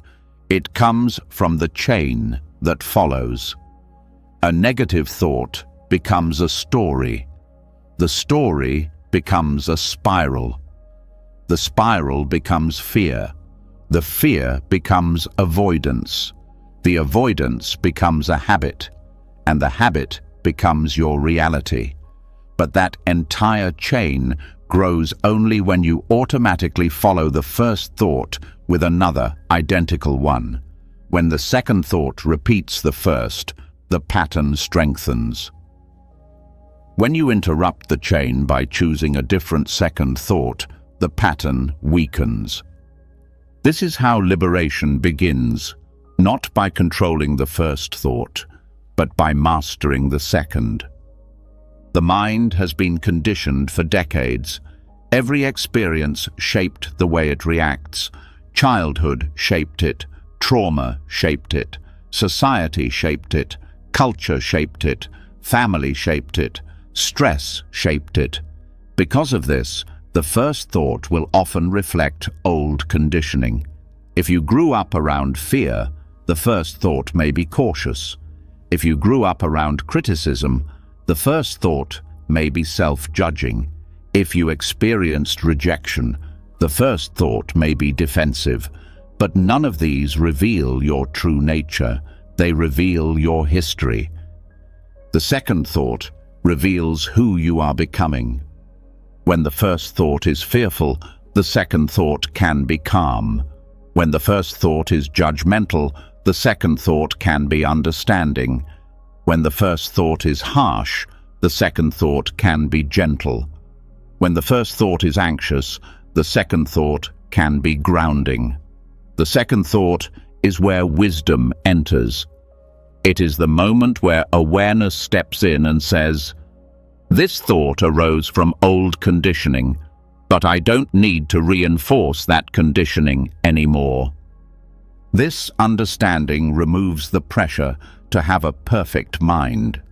It removes the unrealistic expectation that spiritual growth means never having difficult thoughts. It removes the shame that people feel when their mind produces something unpleasant. Growth does not mean eliminating the first thought. Growth means changing your relationship to it. The first thought is the echo of the past.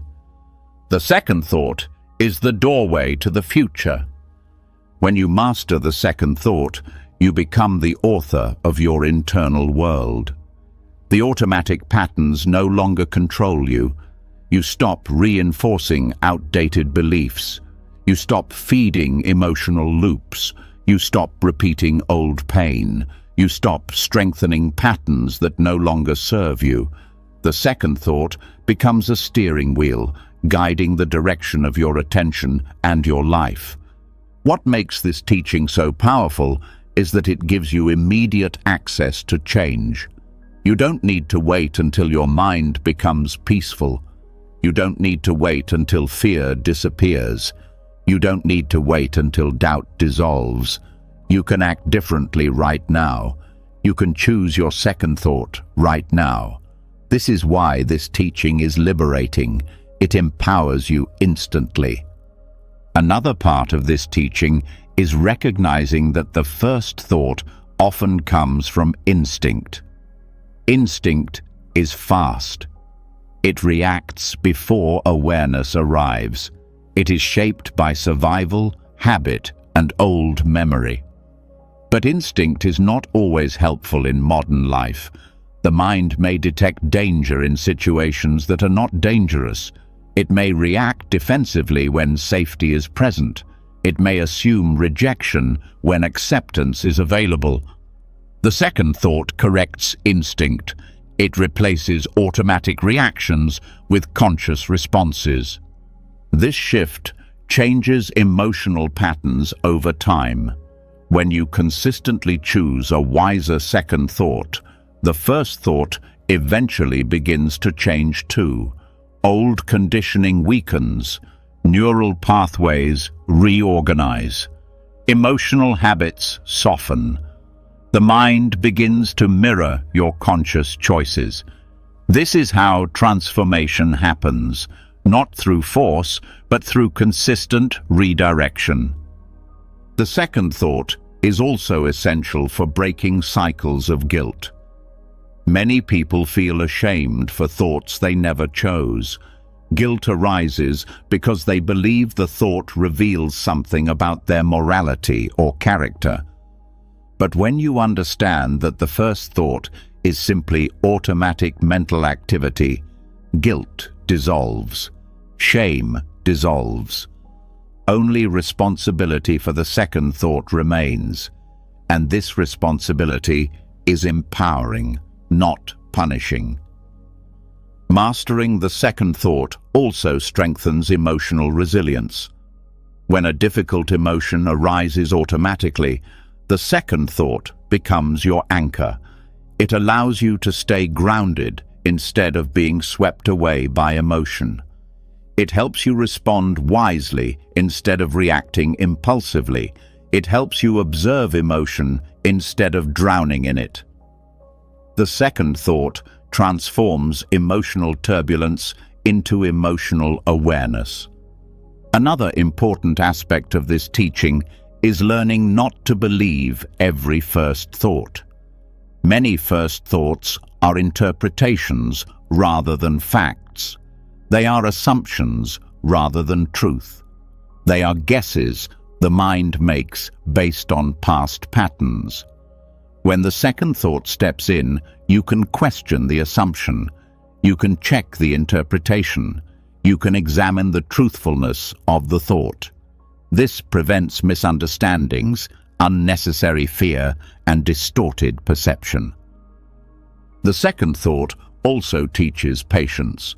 You learn to pause, to take a breath before reacting, to sit with the first thought without immediately following it. This pause is powerful.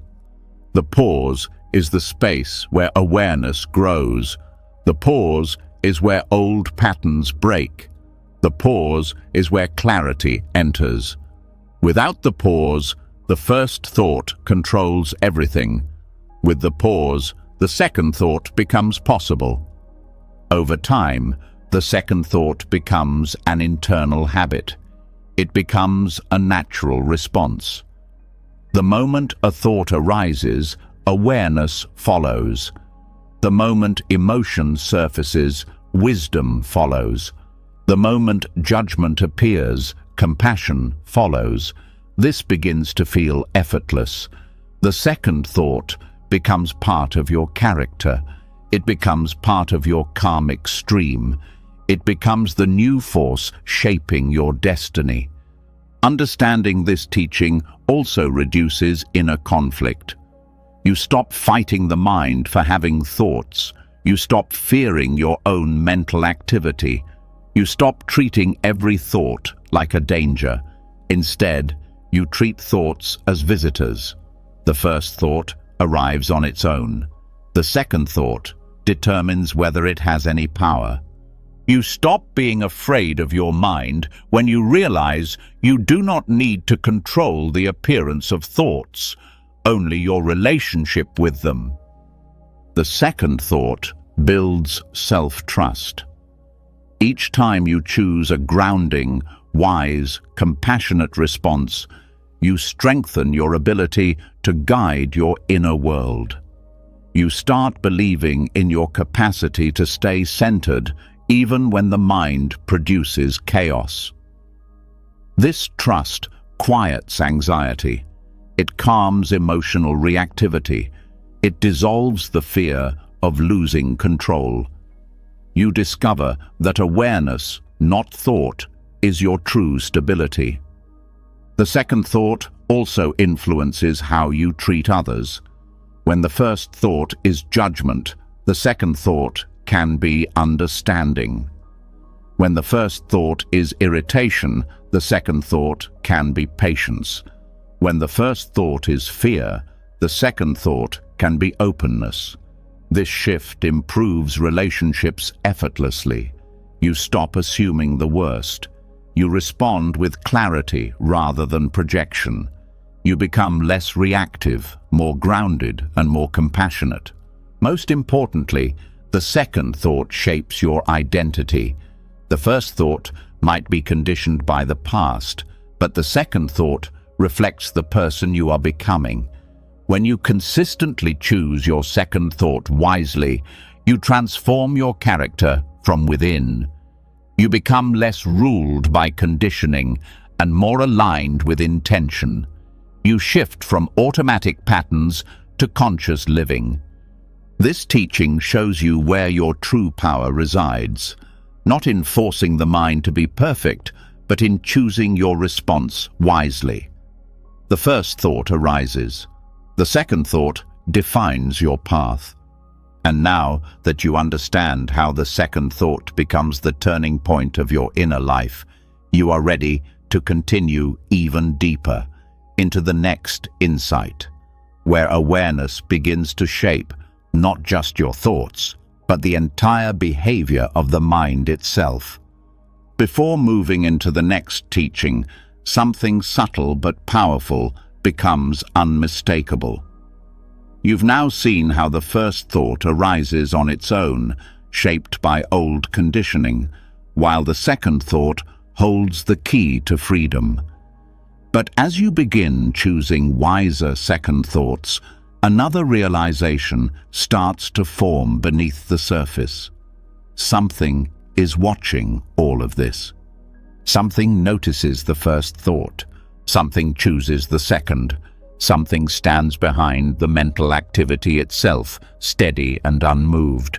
And once you notice this something, your entire relationship with the mind begins to shift in a way that feels almost otherworldly.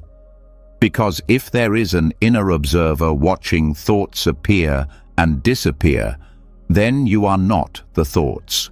You are the awareness behind them. This opens the doorway to one of the most transformative teachings in Buddhism. Thoughts change their behavior simply by being observed. Awareness itself becomes the catalyst for transformation. What follows is a deep exploration of how the observer's gaze shifts the entire stream of thoughts, not through effort, not through force, but through presence. Thoughts behave differently when they are observed. This is one of the most profound and surprising truths of the inner world. Left unobserved, thoughts flow automatically, driven by conditioning, habit, and emotion. They rise in chains, pulling one another upward, creating loops, spirals, and reactions. But the moment awareness turns toward them, the stream changes. Thoughts slow down, lose intensity, and become less convincing. Awareness disrupts the automatic flow. This is similar to a principle observed in quantum physics. When a particle is measured, it behaves differently. The act of observing changes the outcome. In the same way, when a thought is consciously watched, its shape shifts. It cannot continue its automatic behavior in the presence of awareness. It becomes transparent, quiet, and less intrusive. This effect happens because thoughts rely on unconscious engagement to maintain their force. When you are unaware, thoughts move freely. They hook your attention. They grow stronger. They create emotional reactions without your permission. Awareness breaks this process. Awareness creates distance between thought and identity. Thought loses its grip. The observer's gaze introduces separation, an inner gap between you and the mind. This gap is not empty. It is spacious, calm, and clear. Within this space, thoughts lose their power to dictate your emotions. They no longer feel like commands. They no longer feel like truths. They begin to appear as simple mental events. This simple shift is the beginning of mastery.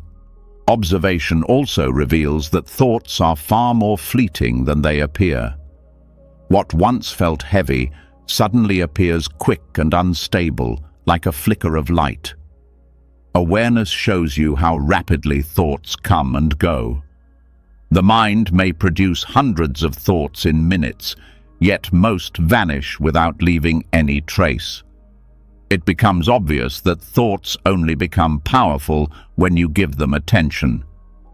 When the observer watches a thought, the thought cannot escalate. It cannot drag you into a story. It cannot create a spiral. Awareness interrupts momentum. It dissolves emotional charge. Most of the suffering created by thoughts relies on unbroken momentum, the chain reaction from one idea to the next. Observation breaks this chain. A watched thought loses energy. This is why awareness is one of the most powerful tools for inner transformation. You do not need to change the content of thoughts. You do not need to fight them. You do not need to suppress them. You simply watch. Watching turns the mind transparent. The transparency dissolves the illusion of solidity. As you observe thoughts more often, you begin noticing patterns you never saw before. You may see that your mind repeats certain fears out of habit. You may see that certain thoughts only arise when you feel certain bodily sensations. You may see that some thoughts belong to childhood memories rather than the present moment. You may see that the mind produces thoughts that contradict each other within minutes. Observation exposes the mind's inconsistencies. This exposure weakens identification. When you see that your mind produces contradictory opinions, varying emotions, and shifting interpretations, you begin to understand that thoughts cannot accurately define you. They are too unstable, too inconsistent, too reactive. This understanding reduces attachment to thoughts. You stop believing everything your mind says.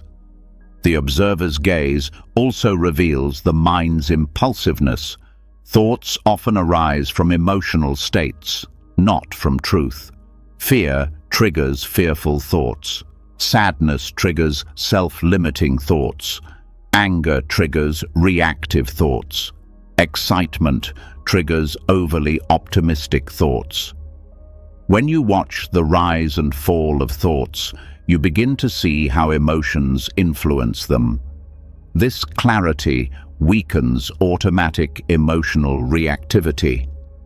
Awareness slows thought speed. When you observe the mind closely, the stream becomes less chaotic. There are more pauses between thoughts. The space between them becomes noticeable. These pauses are important. They allow you to breathe, process, and choose response. The pauses are where freedom grows. Another important effect of the observer's gaze is that it exposes the difference between thought content and emotional tone. Many people confuse the two. They think the thought created the emotion, when often the emotion was already present, and the thought simply attached itself to it. Observation separates the two. You begin to see that many thoughts are just mental shadows of emotional states. When you see this clearly, you stop believing the thought and start addressing the emotion instead.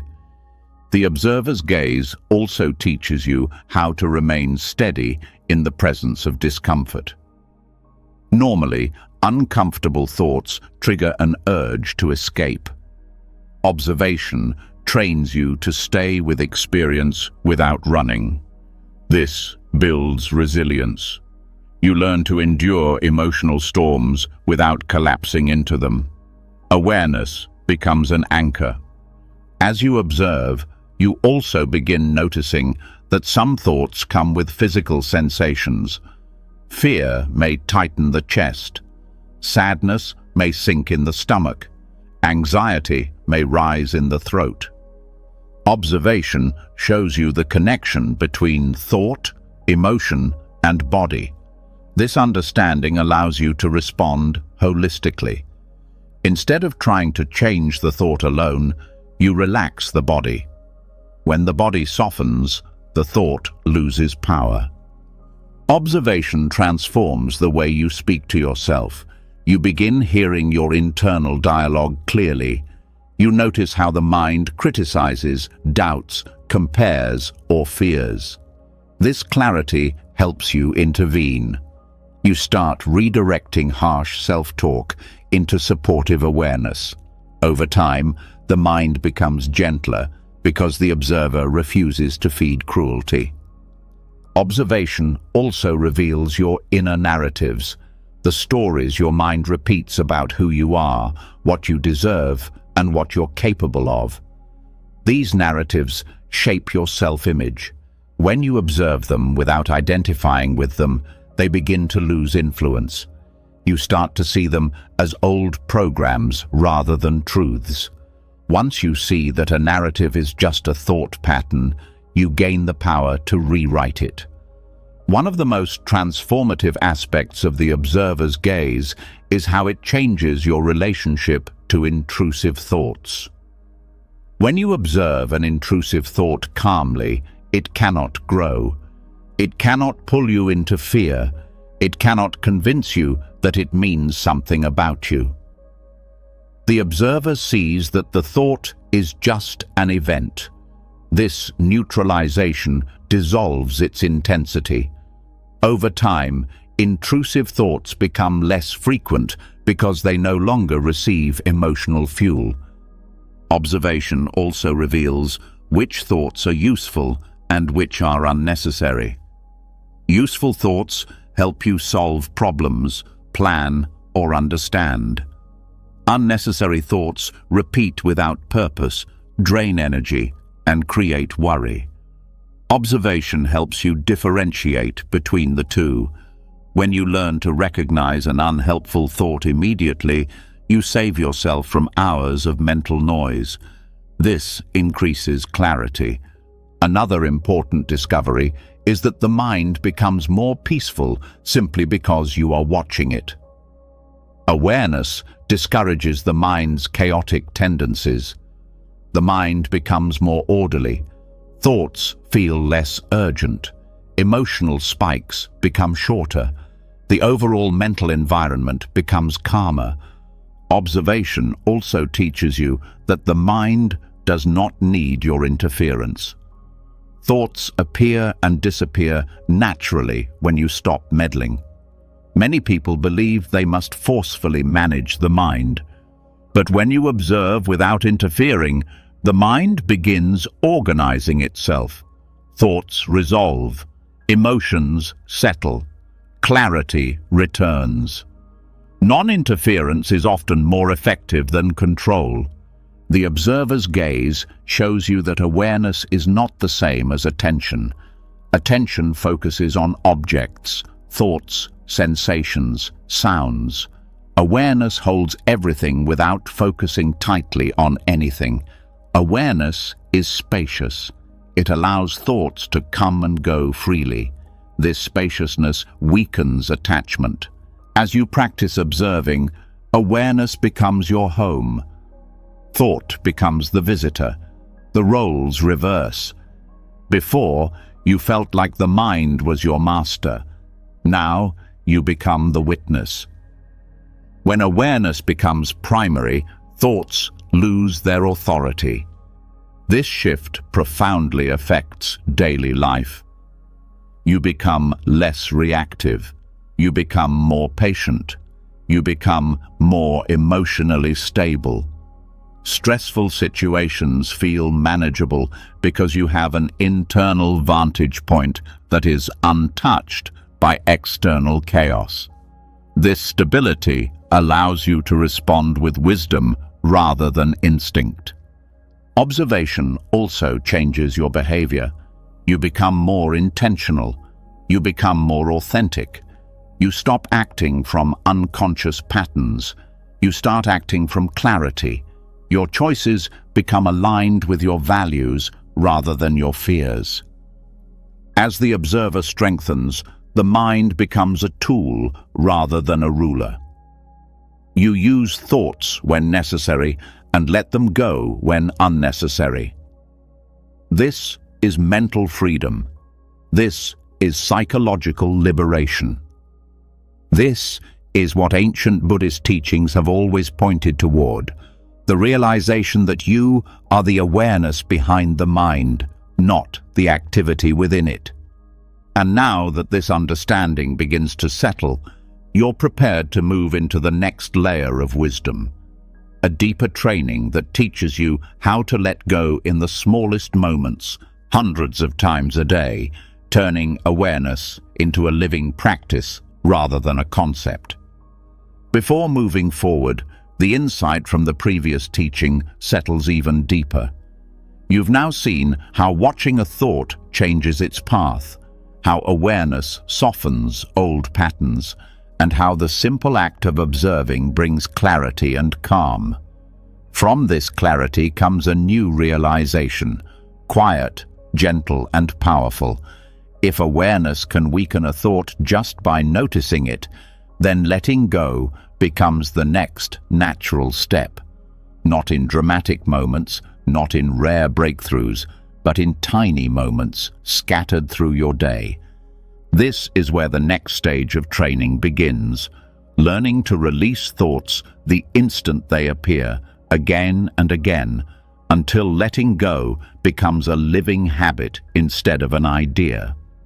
And this is the essence of thought impermanence training. Micro-releases practiced hundreds of times a day.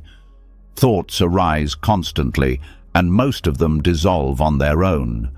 But the mind interferes. It grabs, resists, analyzes, criticizes, judges, and holds on to ideas that were meant to pass. This is why the mind feels crowded. This is why stress accumulates. This is why small worries turn into heavy burdens. Impermanence training teaches you to avoid this unnecessary holding. You begin to trust that you don't need to cling to every thought. You begin to see that the thought was already leaving the moment it arrived. Micro-letting go means releasing thoughts in the smallest possible increments. It is not dramatic. It is not forceful. It is not emotional. It is a simple choice made again and again, like opening your hand when you notice you've closed it around something unnecessary. These tiny releases accumulate and begin shaping a new inner environment. The mind becomes lighter, slower, and less reactive. Impermanence training works because it cuts the momentum of thought at the very beginning. If you let go quickly, the thought cannot build a story. It cannot gather emotional energy. It cannot become a spiral. Letting go early prevents the thought from taking root. This is the difference between a spark and a wildfire. The spark is harmless. The wildfire grows only when fed. People often wait to let go until a thought becomes heavy, but by then the thought has already grown into a chain. Micro-letting go focuses on the spark, not the fire. You release the thought before it grows. You release it before your emotions respond. You release it before it shapes your mood. This is the beauty of impermanence training, prevention instead of repair. The mind produces micro-thoughts constantly, tiny flickers that often pass unnoticed. A quick irritation, a brief judgment, a small worry, a tiny craving, a moment of insecurity. Each on its own seems harmless, but together they create tension. They form the invisible emotional weight you feel throughout the day. When you begin letting go of these micro-thoughts, the invisible weight lifts. You feel lighter without knowing exactly why. You feel calmer without needing a reason. Letting go of micro-thoughts requires gentle awareness. Not intense attention, not strict focus, just a soft noticing. The moment you sense a thought has appeared, you relax your mental grip. You don't fight it. You don't push it away. You don't try to replace it. You simply stop holding it. The thought dissolves because it was impermanent from the start. This effortless release becomes easier when you understand that thoughts do not require your involvement. You do not need to finish thinking them. You do not need to respond to them. You do not need to examine them. Most thoughts have no purpose. They are mental noise. Micro-letting go teaches you that you can release a thought without losing anything valuable. The body plays a large role in this practice. Thoughts create tension in the body. Notice how a worrying thought tightens the stomach, or how a judgment contracts the chest, or how a stressful memory stiffens the shoulders. When you let go of a thought, the body softens. The release is physical as much as mental. Over time, the body learns that it no longer needs to brace itself against every thought.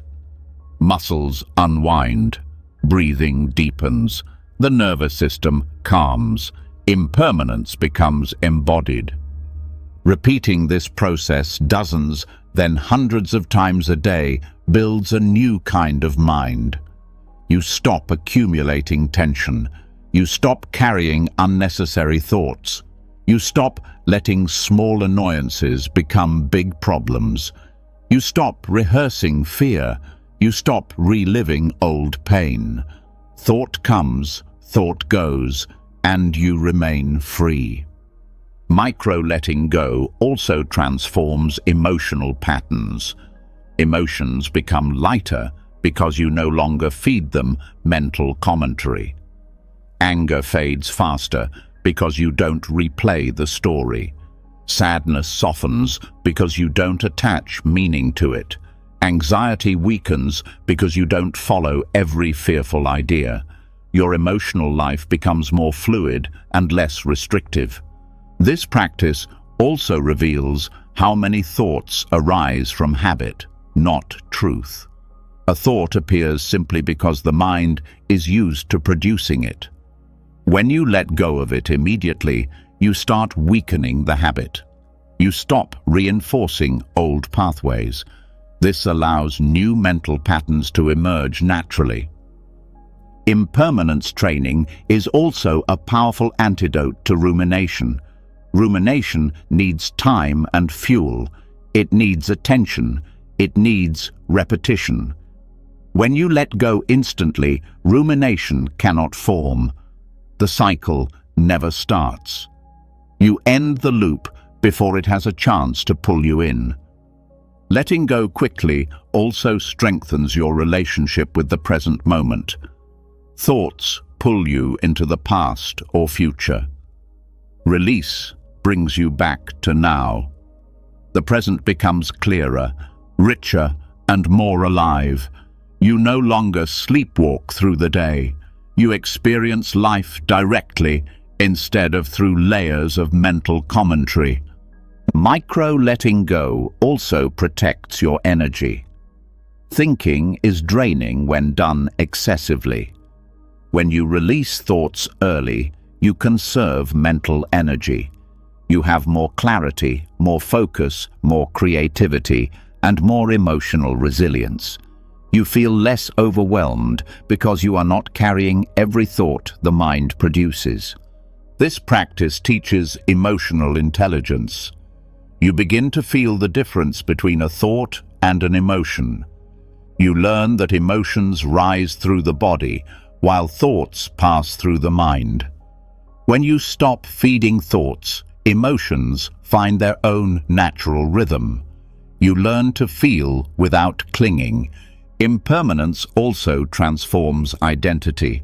So much of who you believe you are is built from repeated thoughts. When you stop clinging to them, the identity becomes less rigid. You become more open, more fluid, more curious. You stop defining yourself based on mental noise. You discover a deeper sense of self beneath thought. Micro-letting go also softens the ego. The ego thrives on holding opinions, holding narratives, holding past events. When you release thoughts consistently, the ego shrinks. You become less defensive, less reactive, less self-focused. You gain emotional freedom. As you practice letting go frequently, you begin noticing gaps between thoughts. These gaps are moments of natural peace. They become longer. They become more noticeable. They become more welcoming. You spend more time in these gaps, and the mind begins to rest. Micro-letting go becomes a lifestyle. You do it while walking, while working, while listening, while resting. It becomes automatic. The mind learns to release without being told. This is the ultimate goal, the mind letting go of itself. And eventually, the mind becomes quiet, not because thoughts stop appearing, but because you stop holding on to them. The mind becomes peaceful, not because life becomes perfect, but because you stop creating unnecessary noise. The mind becomes spacious, not because thoughts disappear, but because you no longer treat them as permanent. This is real freedom. The freedom to let each moment pass without clinging to what was never meant to stay. And now that you've learned how to let go in small moments, again and again, you are ready to move deeper into the next teaching, where you begin to examine which thoughts you continue to invite and why your inner home feels crowded even when the mind is quiet. Before moving into the next teaching, the insights from everything you've practiced so far begin to settle in a deeper way. You've learned how thoughts dissolve when observed, how micro-letting go lightens the mind, and how awareness interrupts the automatic momentum of mental patterns. But as the mind becomes clearer, something unexpected begins to reveal itself in the background. Even with all the letting go, certain thoughts return again and again. They arrive at familiar times. They carry familiar tones. They behave like old acquaintances who know exactly when to knock. And this raises a question you can no longer ignore. If thoughts are temporary, why do some feel permanent? Why do some patterns keep slipping back into your awareness, even when you've released them hundreds of times? This next teaching explores that very question. It reveals an overlooked truth about the inner world. You keep hosting certain types of thoughts, often unconsciously, and these repeated guests shape the emotional climate of your mind. Understanding your inner guest list changes everything. Your mind does not select thoughts randomly. It returns to certain thoughts because something inside you repeatedly invites them back. This invitation is not a conscious choice. It is an emotional pattern, a familiar belief, a conditioned habit, or a lingering wound. These inner invitations determine which thoughts keep revisiting your mental space. One of the reasons certain thoughts return is emotional familiarity. The mind prefers what it knows. If you've spent years rehearsing worry, the mind brings worry back because it recognizes that pattern. If you've spent years reinforcing self-doubt, thoughts of inadequacy return easily. The mind interprets the familiar as safe, even when the familiar creates suffering. This is why certain thoughts feel like old companions. They have visited you so often that the mind now keeps the door open for them. Some thoughts return because they are tied to unresolved emotion. When an emotion hasn't been fully processed, the mind expresses the residue through recurring thoughts. If grief remains frozen inside, the mind repeatedly surfaces memories associated with loss. If anger hasn't been healed, the mind replays situations where you felt wronged. If fear has been stored in the body, the mind generates scenarios that echo that fear. The recurring thought is not the true issue. It is the messenger for the buried emotion. Another major source of returning thoughts are internal beliefs. These beliefs act as magnets. If you believe you are unworthy, thoughts of inadequacy will continually reappear. If you believe you must earn love, self-critical thoughts will dominate. If you believe the world is unsafe, fear-based thoughts will return. These beliefs become mental filters. The mind hosts thoughts that confirm them because consistency feels stable even when it hurts. Many recurring thoughts also come from long-standing mental habits. The mind becomes efficient at repeating thoughts it has rehearsed for years. Habitual mental loops, such as comparing yourself to others, anticipating worst-case scenarios, or replaying old conversations, become automatic. The thought returns because the neural pathway is well worn. The mind is simply following its familiar route. Sometimes thoughts return because of subtle triggers: tone, posture, weather, silence, a memory fragment, a smell, or an expression someone makes. These triggers activate old thought chains instantly. The trigger is small, but the emotional memory behind it is large. Without awareness, it feels as though the thought came out of nowhere, when in reality it followed a subtle signal. Your mind can also feel crowded because you unknowingly feed certain thoughts with attention. When you analyze a thought repeatedly, you deepen its roots. When you resist it aggressively, you strengthen it. When you fear it, you energize it. Even arguing with a thought reinforces it. Your reaction becomes an invitation. The thought learns that it will receive energy simply by appearing. Some thoughts stay because you use them as protective mechanisms. People often cling to worry because they believe it prepares them. They cling to self-criticism because they think it prevents failure. They cling to imagining worst-case scenarios because they believe it shields them from disappointment. These thoughts return because part of you believes they serve a purpose, even though they cause exhaustion. Thoughts also return when a story in your life remains incomplete. Unanswered questions unresolved conflicts, or unspoken emotions create open loops in the mind. The mind revisits these loops in an attempt to finish what was left unfinished. The thought persists because the story behind it has not yet been closed. The inner guest list becomes even clearer during stressful moments. Stress exposes your core mental patterns. When overwhelmed, the thoughts that return are the ones that have shaped your life: fear, doubt, comparison, guilt, resentment, or helplessness. These thoughts rise quickly because stress weakens the mental filters that normally keep them quiet.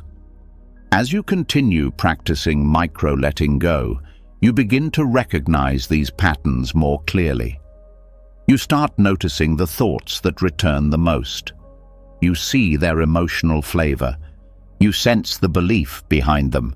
You feel the body's response. You understand their rhythm. This awareness is transformative. Once you see the pattern, you stop feeling blindsided. The thought is no longer a surprise. It is a familiar guest you can greet calmly and release gently. Understanding your inner guest list also reveals unmet emotional needs.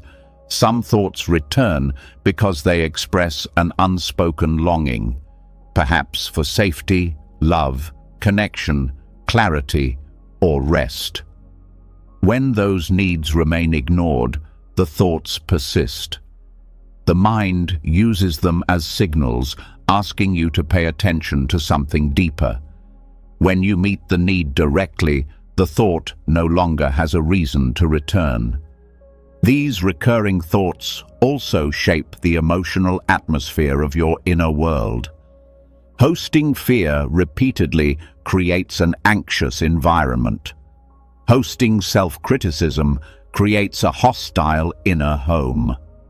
Hosting resentment creates a tense one. Hosting compassion, understanding, and patience creates a soft and peaceful environment. You are not helpless in this process. You are the one deciding which thoughts set the tone of your inner space. The inner guest list is also tied to identity. Thoughts that support your identity, whether healthy or unhealthy, are the ones that return the most. If you see yourself as someone who must always be strong, thoughts that suppress vulnerability appear often. If you identify as the responsible one, thoughts about fixing others' emotions return. Identity shapes invitation. Change the identity, and the invited thoughts change. Narratives also influence which thoughts return. If your internal story is, "I am a failure," the mind hosts thoughts that confirm that story. If your story is, "I can't trust people," thoughts of doubt return constantly.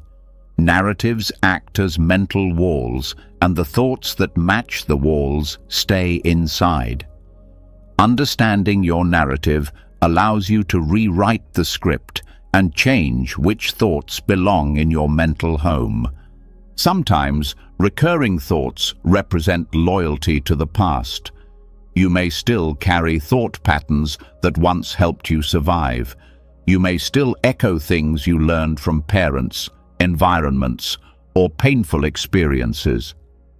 These thoughts return not because they help you now, but because they were engraved deeply in earlier years. Awareness allows you to thank these thoughts for their past purpose and release them from your present. Over time, as the inner guest list becomes clearer, you gain the power to become a conscious host. You no longer passively accept every thought. You develop mental boundaries, not through rejection, but through understanding. You begin to choose which thoughts are worth your time. You begin to allow thoughts that nourish you, guide you, strengthen you. You begin releasing thoughts that drain you, frighten you, or distort your sense of self. Your inner world becomes less crowded. There is more space, more peace, more clarity. You feel less overwhelmed. The emotional atmosphere softens. You become familiar with your patterns and no longer fear them. You understand the roots of your thoughts, which dissolves their power. And now that you've begun recognizing the recurring thoughts you continue to host, you are ready for the next step, learning how to pause long enough to dissolve their momentum before they take hold. Before moving forward, the last teaching leaves you with a powerful realization. Now that you understand which thoughts you keep welcoming into your inner home and why they keep returning, a new question rises quietly, almost like a soft warning inside the mind. If certain thoughts return because you've been inviting them without knowing, then the moment they arrive is the moment that matters most. Not 5 minutes later, not when the emotion has already taken over, not after the story has spiraled. The doorway moment, the first seconds after a thought appears, is where the entire direction of your inner world is decided. And this leads you into one of the most powerful practices in the entire Buddhist tradition, the ability to pause. A simple pause, just a few seconds. But those few seconds can dissolve most of the momentum that would have carried you into stress, anger, fear, self-criticism, or regret. This is the Dharma of delay, the art of waiting just long enough to stop negative patterns before they grow. What follows is a complete and continuous exploration into how inserting a brief pause between thought and reaction can change the entire trajectory of your emotional life. Reactivity is one of the most deeply conditioned patterns in the human mind. Thoughts arise quickly, and the body reacts even faster. The mind hears an inner comment, and your muscles respond. The mind generates a fear, and your breath tightens. The mind offers a judgment, and your mood shifts instantly. Most people are not reacting to life. They are reacting to their thoughts about life. And because these reactions happen so quickly, they feel automatic. The Dharma of delay disrupts this automatic chain. When you pause for a few seconds after a thought appears, you interrupt the momentum. You create a space where awareness can enter.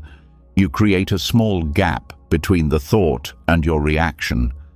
And inside that gap, transformation begins. A reaction is not inevitable.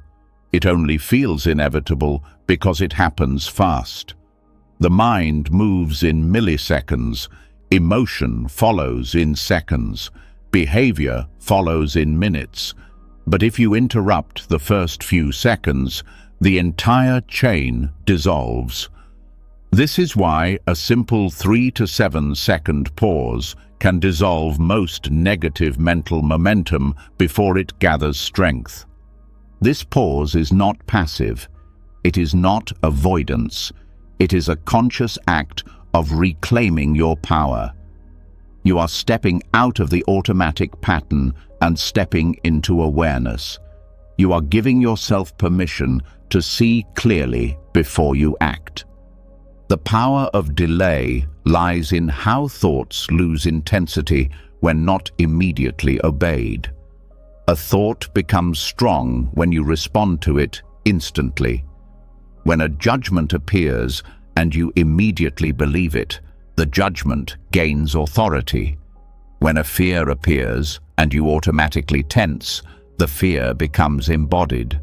When a memory appears and you immediately replay it, the memory grows roots. But when you pause, the thought is denied fuel. It cannot escalate. It cannot trigger emotions as strongly. It cannot pull you into its story. The pause exposes the thought's impermanence. You begin to see how rapidly the thought fades when you do nothing with it. Many people mistake reactivity for personality. They think, I'm an angry person, I'm an anxious person, or I'm an emotional person, when in reality, they are simply reacting too quickly. The reaction gives the emotion its power. The pause gives you your power.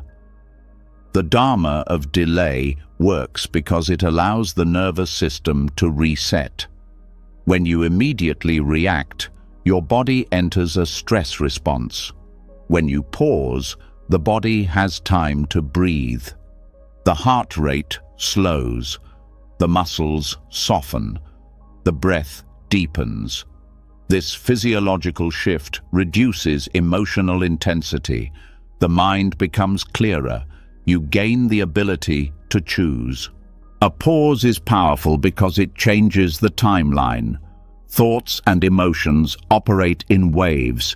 The first wave is intense but short. If you react quickly, the wave amplifies. If you wait, the wave collapses on its own. Most emotional storms dissolve if you allow them to rise and fall naturally without intervening. The pause also prevents misinterpretation. When a strong emotion arises, the mind often creates a story to explain it. They don't care about me. I'm failing. Something terrible will happen. But the story is rarely accurate. The story is simply the mind trying to justify the emotion. When you pause, you give the emotion time to settle before the mind creates a narrative. This prevents countless misunderstandings. Another important aspect of delay is how it strengthens self-control. Each time you wait before reacting, you reinforce the part of you that is aware. Awareness becomes stronger. Impulse becomes weaker. Over time, the impulse fades because it is no longer rewarded with immediate action.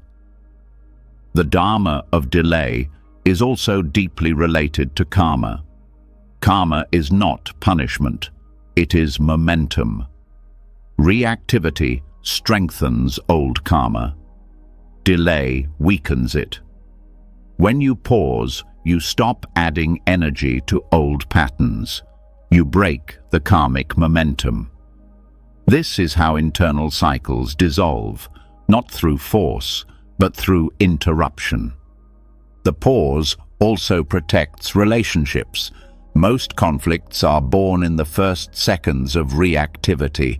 A sharp comment, a defensive tone, a quick assumption. These moments create damage. When you pause, you give yourself a chance to respond with clarity rather than emotion. You choose understanding over impulse. This simple shift can prevent arguments, heal trust, and deepen connection. Delay also brings humility. It shows you how quickly the mind jumps to conclusions, how easily it misreads situations, and how often emotions distort perception. The pause gives you time to question whether the first reaction is true. Most of the time, the first reaction is emotional, not factual. Delay lets you see the difference. The Dharma of delay is a form of mental discipline, but it is also an act of compassion toward yourself. Reactivity creates regret. Reactivity creates shame. Reactivity creates emotional turmoil. The pause protects you from these unnecessary consequences. It keeps your inner world cleaner, calmer, and more steady. This practice is simple, but not easy. The mind wants to react instantly. It is used to speed. It is used to momentum. The pause feels unnatural at first, almost uncomfortable, but with practice, it becomes your greatest ally. One of the most effective ways to practice is to train yourself to breathe before reacting. A single slow breath creates a natural pause. The mind starts to settle. The emotion softens. You create space for a wiser response. Another technique is silently labeling your state.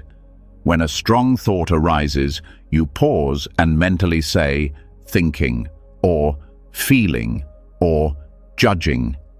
This label breaks the chain of automatic reaction. It reminds you that the thought is not reality. It is an internal event. Another powerful method is grounding your attention in the body. When a reactive thought appears, place your attention in the chest, belly, or feet. This grounds you in the present moment. It interrupts the thought's momentum and gives your body a chance to settle. The pause also brings deeper clarity about your thought patterns.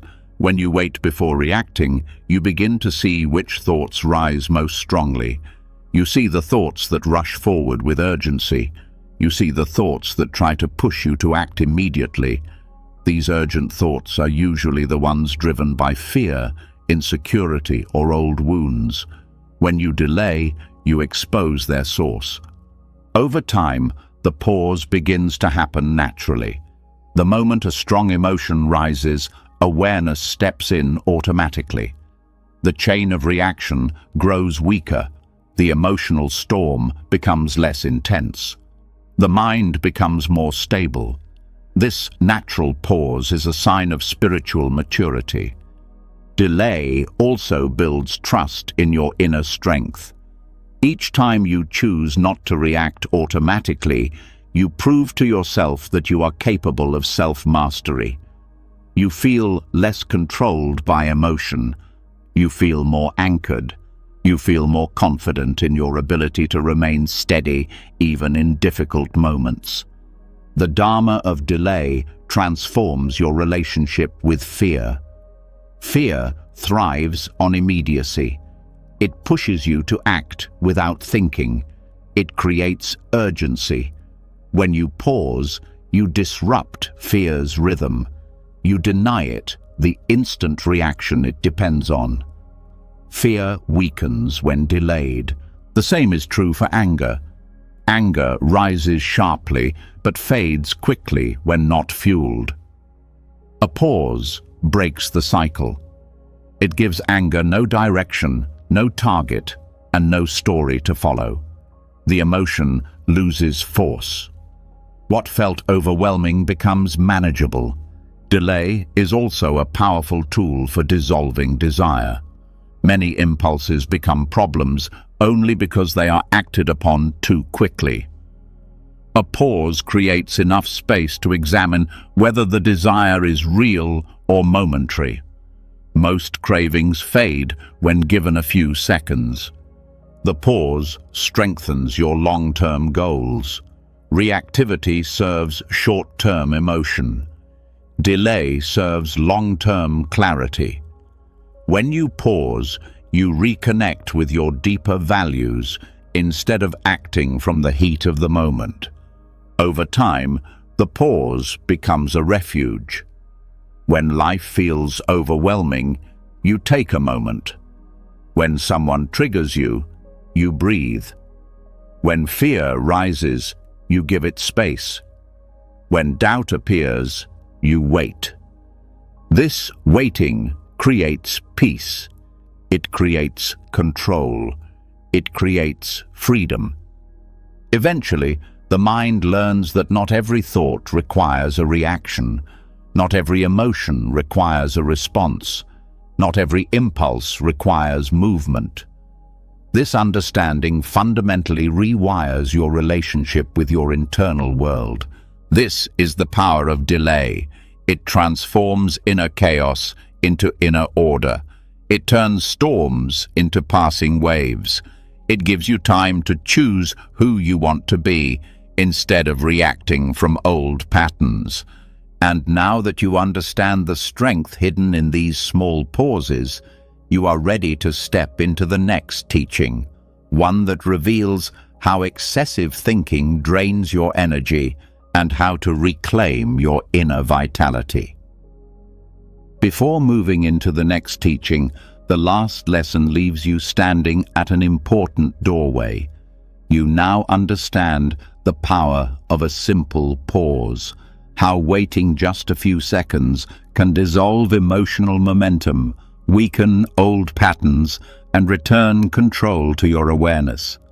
But once you begin pausing, something else becomes painfully obvious. The mind is tired, not tired in a casual way, but drained on a deeper level, a level you can feel in your chest, in your breath, in your ability to focus, even in your motivation to live fully. And this exhaustion raises a new question, one that most people never ask. Where is all your inner energy going? Why do you feel mentally worn out even on days when nothing big happened? Why does your spirit feel heavy even after hours of rest?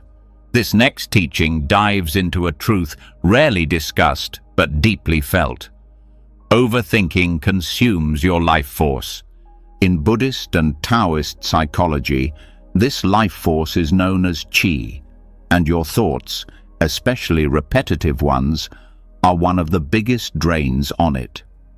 What follows is an extensive exploration of how excessive thinking drains your energy, weakens your spirit, and limits your potential, and how to reclaim the vitality your mind has been stealing from you for years. One of the most overlooked facts of inner life is that thinking uses energy. The mind is not an abstract machine floating in nothing. It is a living process deeply connected to your nervous system, breath, emotions, and body. Every thought you produce triggers a physical response. Every mental loop consumes biological resources. Every worry drains your vitality. Thinking is not free, it costs something. In Buddhism, the mind is compared to a fire. If it burns too fast, the fuel is consumed quickly. If it burns slowly, the fire lasts. Overthinking is like throwing too much wood onto the fire at once. The flame becomes chaotic, uncontrolled, and exhausting.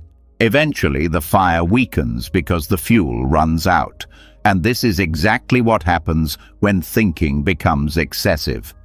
Your inner fuel, your qi, is drained. Qi is not mystical imagination. It refers to the natural life energy that animates your body and mind. It is what gives you clarity, presence, emotional strength, and vitality. When qi is strong, you feel grounded, alive, focused, and centered. When qi is low, you feel anxious, foggy, restless, and drained, no matter how much sleep you get. Overthinking is one of the fastest ways to weaken qi. Thinking burns energy. Overthinking burns vital energy. The body treats constant thinking the same way it treats constant physical tension, as a form of chronic stress. Stress activates the nervous system, it accelerates the heart, it tightens the breathing, it drains the body's reserves. This is why you can sit still all day and still feel exhausted, because thinking itself consumes your inner stamina. Repetitive thoughts exhaust qi because they keep the mind stuck in a loop. The mind never rests, the nervous system never settles, the breath remains shallow, muscles remain slightly contracted, the digestive system becomes tense. The body is forced into a low-level survival mode simply because thought activity is constant. Every moment spent worrying, analyzing, predicting, or replaying drains your inner resources. Taoist psychology explains that qi flows where attention goes. If your attention is consumed by internal noise, your energy is trapped in the mind. When energy rises too much into the head, the body becomes weak. The emotions become unstable, and the spirit becomes cloudy. This is why overthinkers often feel disconnected from their bodies. Their energy never descends. It becomes stuck above the shoulders, swirling endlessly in the mind. One of the biggest drains on qi is imagined scenarios. The mind creates endless possibilities, most of which never happen, but your body reacts as if they are happening right now. If you think about danger, your body activates fear. If you think about rejection, your body tightens. If you think about failure, your chest sinks. Each imagined scenario drains qi because your body cannot distinguish thought from reality. Worry is another major leak. Worry is repetitive thinking layered with emotional tension. It drains qi because it keeps the mind engaged with fear instead of presence. Fear accelerates your internal system. Repetition locks you into the fear. Worry creates a double drain, mental and emotional. Rumination is yet another drain. Rumination is the act of revisiting a thought repeatedly without resolution. It burns qi because it never moves forward. It is like walking on a treadmill, using energy but going nowhere. The mind becomes fatigued, the heart becomes heavy, the body becomes tense. Over time, rumination weakens the spirit. Self-criticism is one of the most damaging drains of all. Negative thinking consumes qi at a rapid rate because it combines cognitive activity with emotional pain. Every harsh inner comment pulls energy from the heart area. The chest tightens, breathing weakens, the stomach contracts. This is why self-criticism feels physically painful. It steals qi directly from your emotional center. Another major drain is mental multitasking. Jumping between tasks, checking notifications, thinking about multiple things at once, and constantly switching attention depletes qi far faster than focused attention.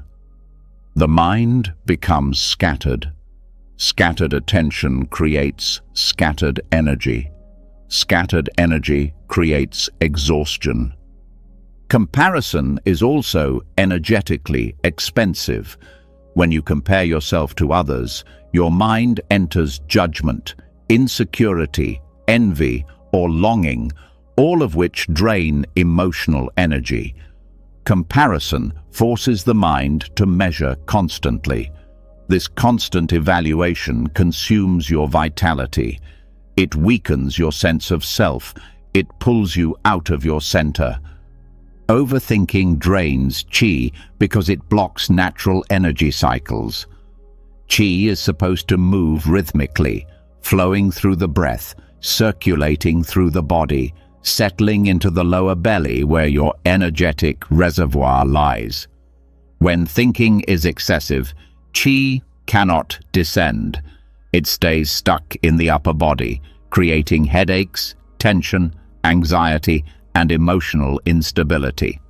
Taoist teachings describe this as energy rising without grounding. When thinking is quiet, energy settles.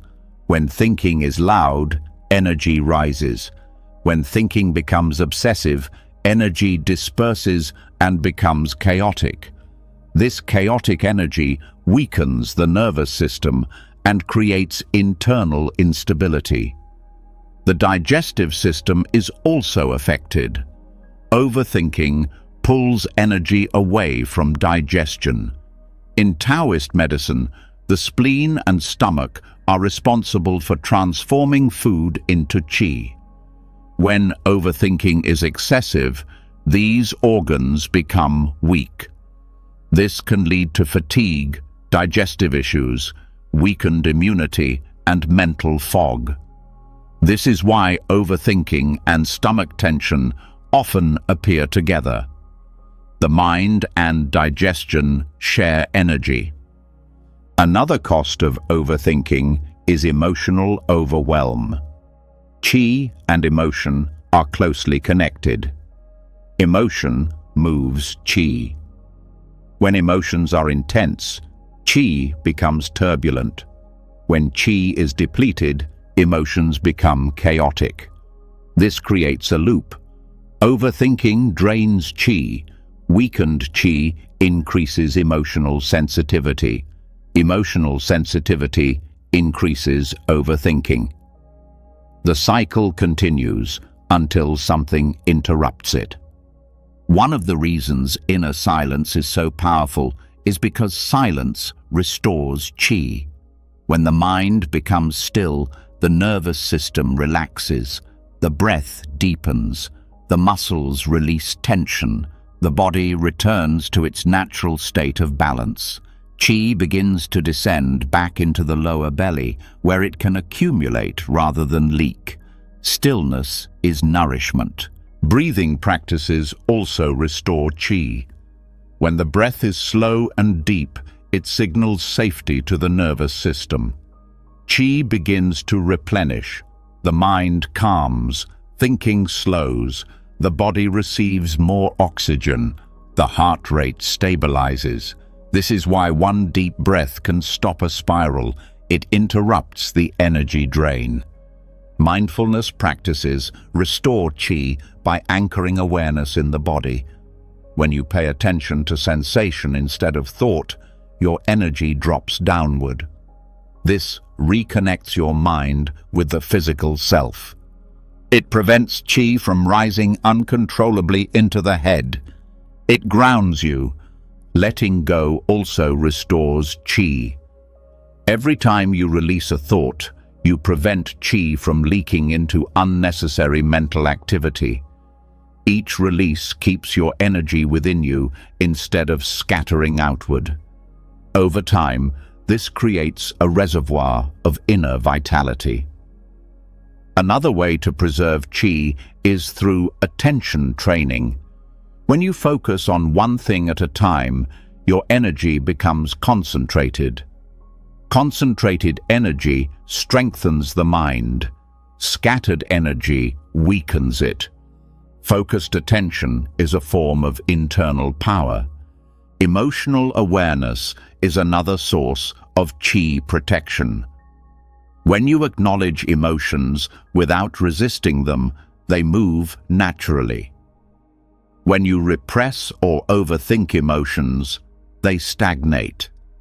Stagnation drains qi far more than emotion itself.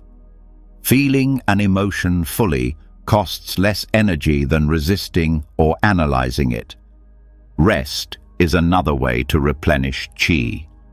True rest, not collapsing into distractions, not numbing out, but letting the mind settle. Many people never rest mentally.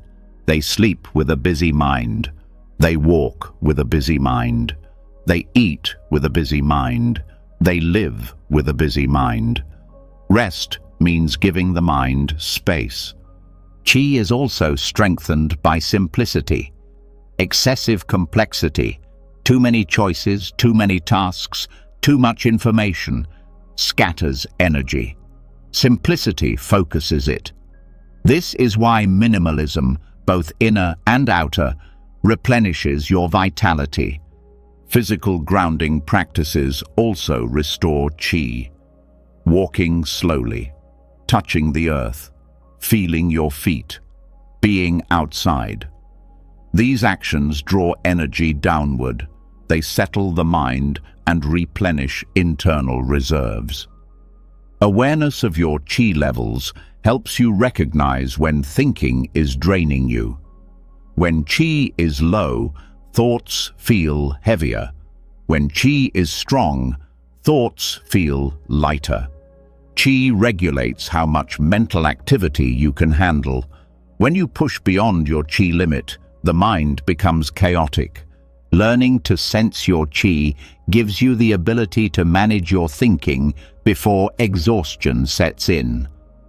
you begin to notice the first signs of depletion: tight chest, shallow breath, foggy thoughts, irritation, compulsive thinking, emotional sensitivity.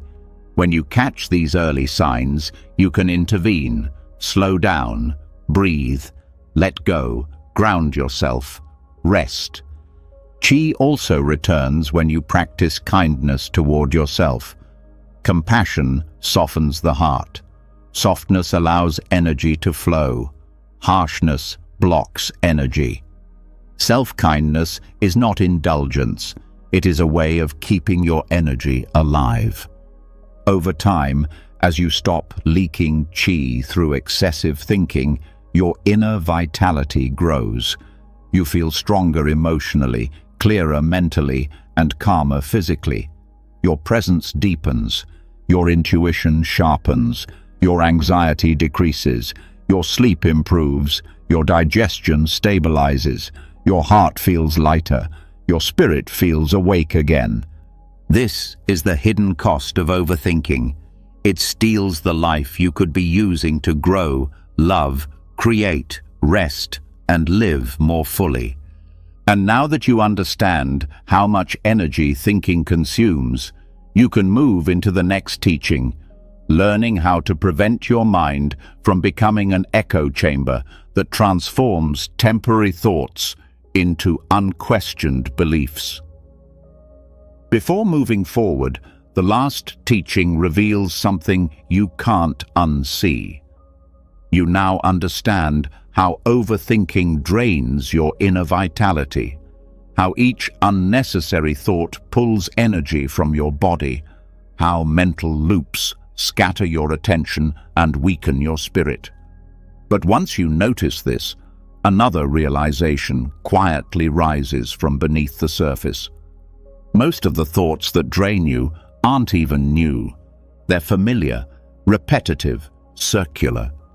They're thoughts you've heard inside your head so many times that they no longer feel like thoughts at all. They feel like truth. And that leads to a deeper question. How many of your beliefs are simply thoughts repeated so often that they became unquestioned? This next teaching takes you into one of the most powerful and overlooked mechanisms of the human mind, its ability to turn private thoughts into personal truths simply through repetition. What begins as a whisper becomes an echo. What becomes an echo becomes a loop. What becomes a loop becomes a belief. And beliefs, once formed, shape how you see everything: yourself, others, the world, and your destiny. What follows is an extensive exploration of how solitary thoughts slowly transform into unquestioned beliefs, and how to break free from the internal echo chamber that keeps you trapped. The mind is constantly talking to itself. Most of this inner dialogue never becomes conscious.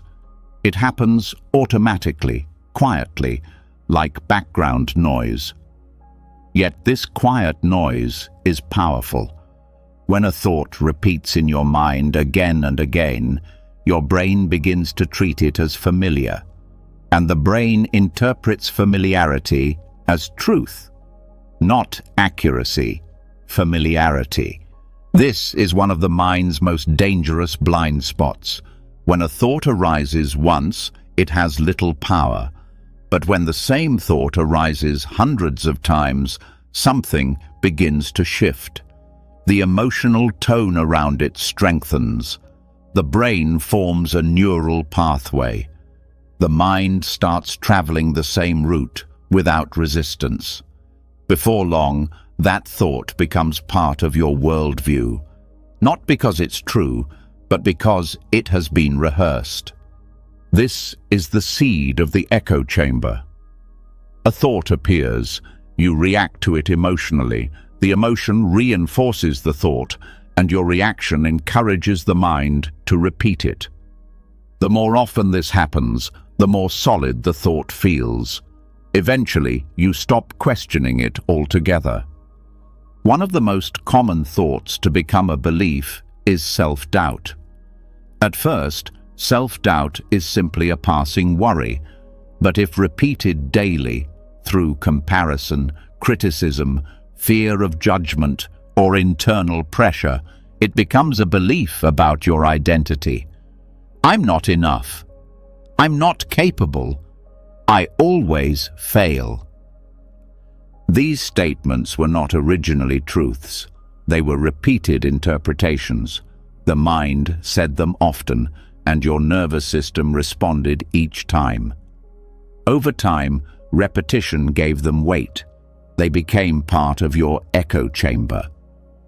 The same process happens with fear. Fear begins as a response to a single event. But if you repeat fearful thoughts about the future, fear becomes a belief. You start assuming danger where there is none. You start interpreting neutral situations as threats. Fear becomes the lens through which you see the world, not because the world is dangerous, but because your internal echo chamber amplified a single fear into a world view. Another type of thought that becomes a belief is judgment. Judgment starts as an opinion, but when the same judgment repeats again and again, it becomes a conclusion. People can't be trusted. Everyone is judging me. Love always leads to pain. These are not facts. They are the result of the mind repeating the same interpretation until it feels absolute. The echo chamber also forms around memories. The mind revisits certain moments repeatedly, often with a distorted narrative. Each revisit reinforces the emotional charge. The memory becomes heavier, more painful, more significant.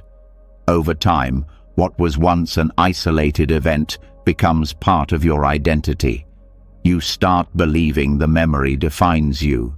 You start believing it explains your limitations. The memory becomes a belief, not because the event has power, but because the mind replayed it endlessly. The mind's echo chamber forms through isolation. When thoughts are not questioned, challenged, or met with awareness, they repeat freely. They bounce inside your mind with no external reference. They begin to feel like the only perspective. This isolation increases certainty. Certainty increases attachment. Attachment solidifies the belief. Awareness disrupts this isolation. When you observe a thought instead of merging with it, you interrupt the repetition. You weaken the echo. You expose the thought as temporary, not eternal. You see that the thought is simply a mental event, not an objective truth.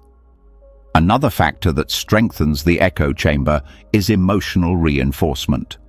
When a thought triggers emotion, the emotion increases the thought's intensity. Emotion gives the thought color, weight, and urgency. For example, if the thought, "I'm not safe," triggers fear, the fear makes the thought feel true. If the thought, "I'm not worthy," triggers sadness, the sadness deepens the belief. The mind uses emotion as evidence, but emotional evidence is not logical evidence. The more emotional reinforcement a thought receives, the louder the echo becomes. The echo chamber also grows when thoughts are unopposed. If you do not introduce alternative perspectives, the mind believes the repeated thought is the only possible interpretation. For example, if you constantly think, "People don't like me," and you never question it, never challenge it, never provide contrary experiences, the thought becomes a belief, not because it's true, but because no competing thought exists in the mental space. This lack of internal diversity creates cognitive rigidity. You begin seeing the world through narrow patterns. You stop being open to new information. You stop trusting your intuition. You stop questioning your assumptions. The echo chamber becomes your inner prison. To break this prison, awareness must enter the loop. The moment you become aware of a repeated thought, you weaken the cycle. Awareness creates space between you and the thought. It stops the automatic reinforcement. Another way to dissolve the echo chamber is through curiosity. Curiosity does not fight the thought. It examines it. It asks, is this true every time? Is this thought based on evidence or emotion? Where did this thought come from? Curiosity breaks certainty. Certainty is what makes beliefs rigid. When certainty crumbles, the belief becomes flexible. Flexibility dissolves the echo. Another powerful method is exposure to new experiences. When you act in ways that contradict your old beliefs, the brain updates itself. A person with the belief, "I never succeed," may take a small risk and succeed even in a minor way. This contradicts the belief. If repeated, the contradiction becomes stronger than the old echo. This is how new beliefs form, not through force, but through new patterns of living. Self-talk also plays a major role. If your internal voice constantly repeats negative statements, the echo becomes stronger. If you soften your self-talk, even slightly, the echo weakens. You don't need dramatic positivity. You only need less hostility. Healthy inner dialogue reduces the intensity of the echo chamber. Another element that fuels the echo chamber is hidden identity attachment. Sometimes people hold on to certain beliefs because those beliefs give them a sense of consistency. Even painful beliefs feel stable. Letting go of them feels unfamiliar, and unfamiliarity can be uncomfortable. For example, someone who has always seen themselves as inadequate may cling to that belief because it explains their life. Without it, they would need a new identity, which feels frightening. Awareness helps you see these hidden attachments. Once you see that you are clinging to a belief because it feels familiar, not because it is true, you can begin releasing the attachment.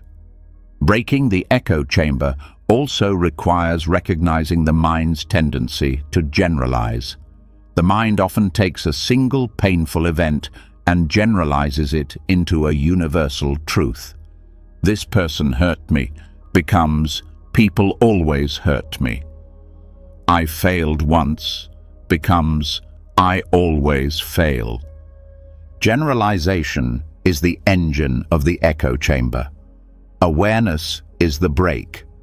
Another important part of loosening the echo chamber is learning to separate emotion from fact. Emotions are temporary. Facts are consistent. The echo chamber confuses the two. When you feel something strongly, it feels true, even when it isn't. Training yourself to recognize this difference weakens the belief. The mind's echo chamber also shapes your behavior. Beliefs guide action. If you believe you are incapable, you won't try.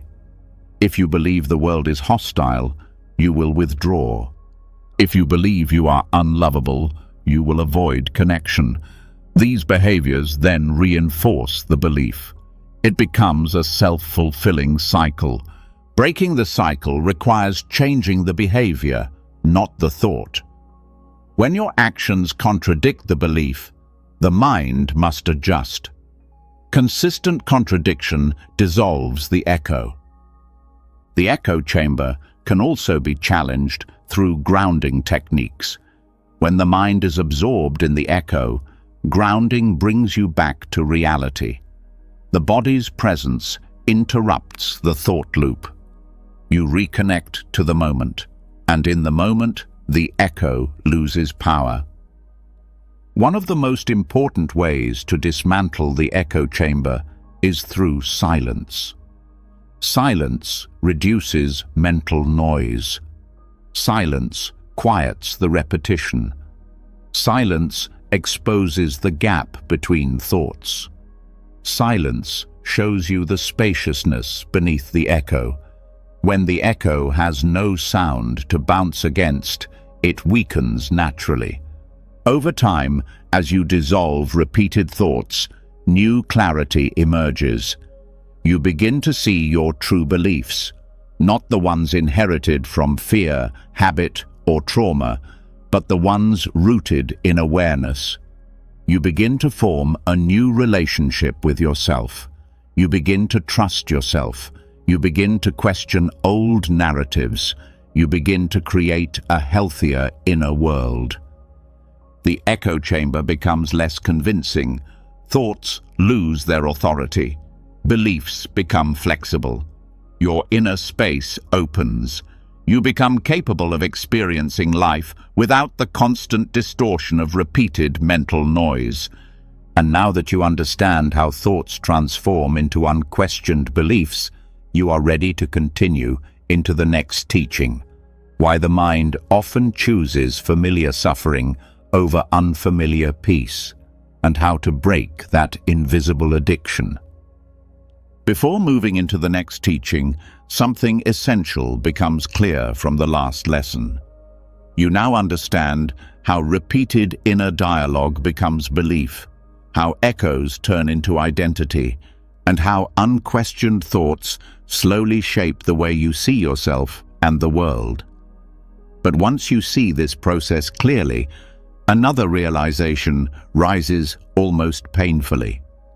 Even when you finally recognize a thought as harmful, even when you know it is an old echo, even when you want to let it go, part of you still clings to it. You hold on to the very thoughts that hurt you. You revisit the same worries. You replay the same memories. You cycle through the same self-criticisms. You return to the same fears. And this raises one of the deepest questions in human psychology and Buddhist thought. Why does the mind cling to what causes suffering? Why does familiarity feel safer than freedom? Why does pain feel more comfortable than peace? This next teaching takes you into the heart of that mystery, thought addiction. What follows is a full exploration of why the mind prefers familiar suffering over peaceful uncertainty, and how neurological conditioning, emotional habits, and karmic momentum create an internal pull toward the very thoughts you want to escape. The mind has an intense preference for what it already knows. This preference is so strong that it will choose familiar discomfort over unfamiliar peace. To the mind, familiarity equals safety, not happiness, not clarity, not truth. Safety. And safety, according to the primitive brain, means predictability. Your mind is wired for survival, not joy. Its first priority is to keep you alive, not to keep you fulfilled.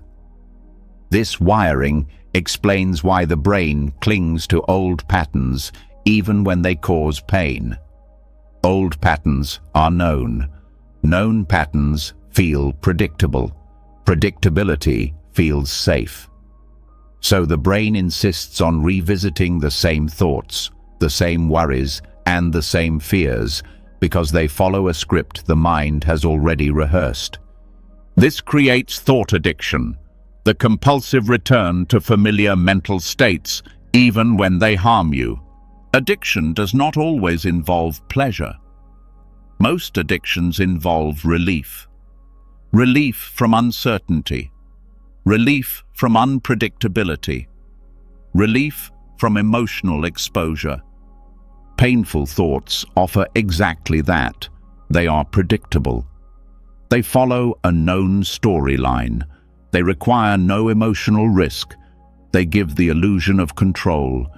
The familiarity of pain feels safer than the risk of peace. Thought addiction happens because the brain rewards repetition. When a thought repeats, the neural pathway becomes stronger. The mind begins to fire the same pathway automatically. Over time, the pathway becomes easier to activate than any new one. This neurological efficiency becomes psychological inertia.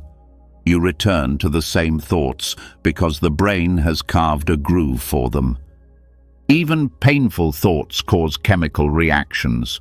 Worry releases adrenaline. Self-criticism releases cortisol. Rumination releases stress chemicals. These chemicals are familiar. Your body becomes used to them. Your nervous system adapts to operating at that frequency. When peace appears, the lack of stimulation feels strange, even uncomfortable. The body interprets calmness as unfamiliar and unfamiliarity as danger. This is why peace feels unsettling at first. Your nervous system has adapted to living in tension. When tension drops, the mind panics. It feels like something is missing. You unconsciously return to old thoughts to recreate the emotional environment your system has normalized. This is thought addiction, not a conscious choice, but a conditioned response. Thought addiction also forms from emotional memory. If you grew up with a certain emotional climate, fear, criticism, unpredictability, pressure, your mind learned to mirror that climate internally. Your inner world becomes a reflection of the emotional world you once lived in. Returning to familiar emotional states feels like returning home, even if that home was painful. This emotional familiarity becomes the default. When life becomes peaceful, the mind feels unanchored. It looks for old emotions to recreate the state it recognizes. This is why people who experience emotional pain in childhood often recreate similar inner experiences in adulthood. They are repeating familiar emotional patterns. Thought addiction also forms from identity. When a thought repeats long enough, it becomes part of who you believe yourself to be. If you identify as someone who worries, you unconsciously maintain worry. If you identify as someone who is unworthy, you return to thoughts of inadequacy. If you identify as someone who is always on guard, you repeat thoughts of danger. Letting go of the thought means letting go of the identity that was built around it.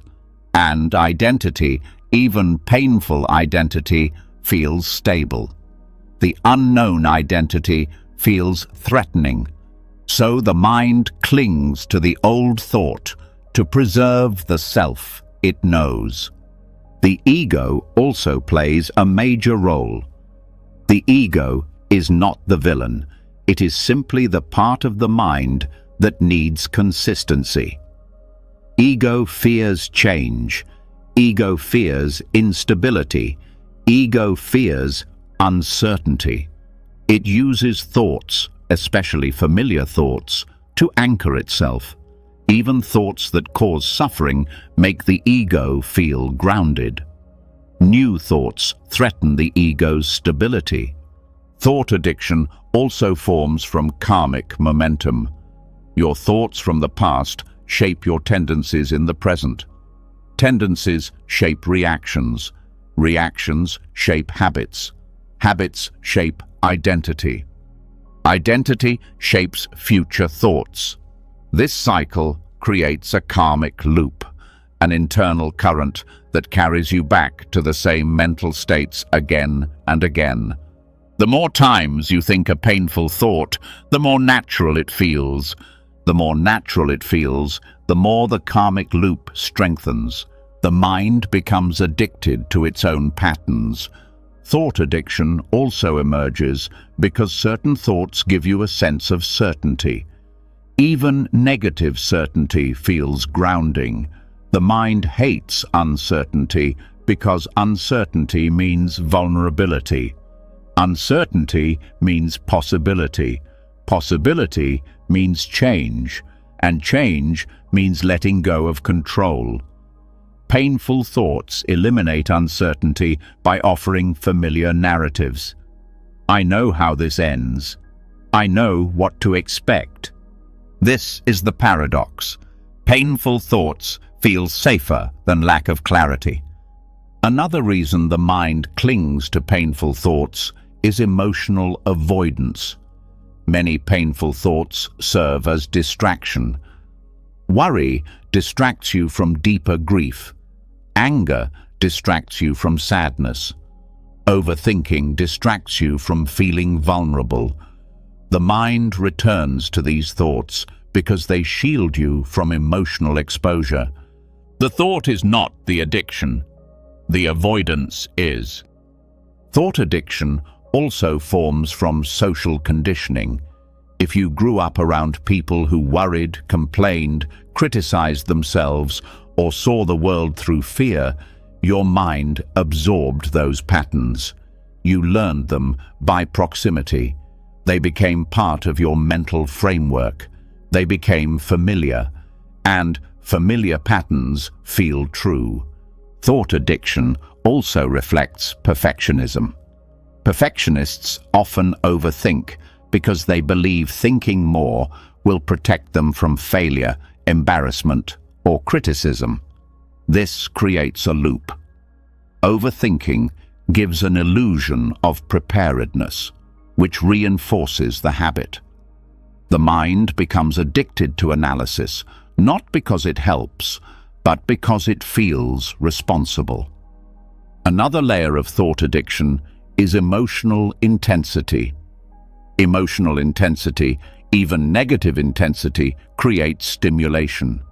Stimulation is addictive.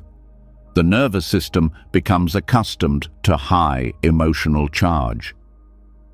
Peace feels empty by comparison. People often confuse peace with boredom, calmness with emptiness, and stability with emotional dullness. This misinterpretation causes them to return to dramatic thoughts.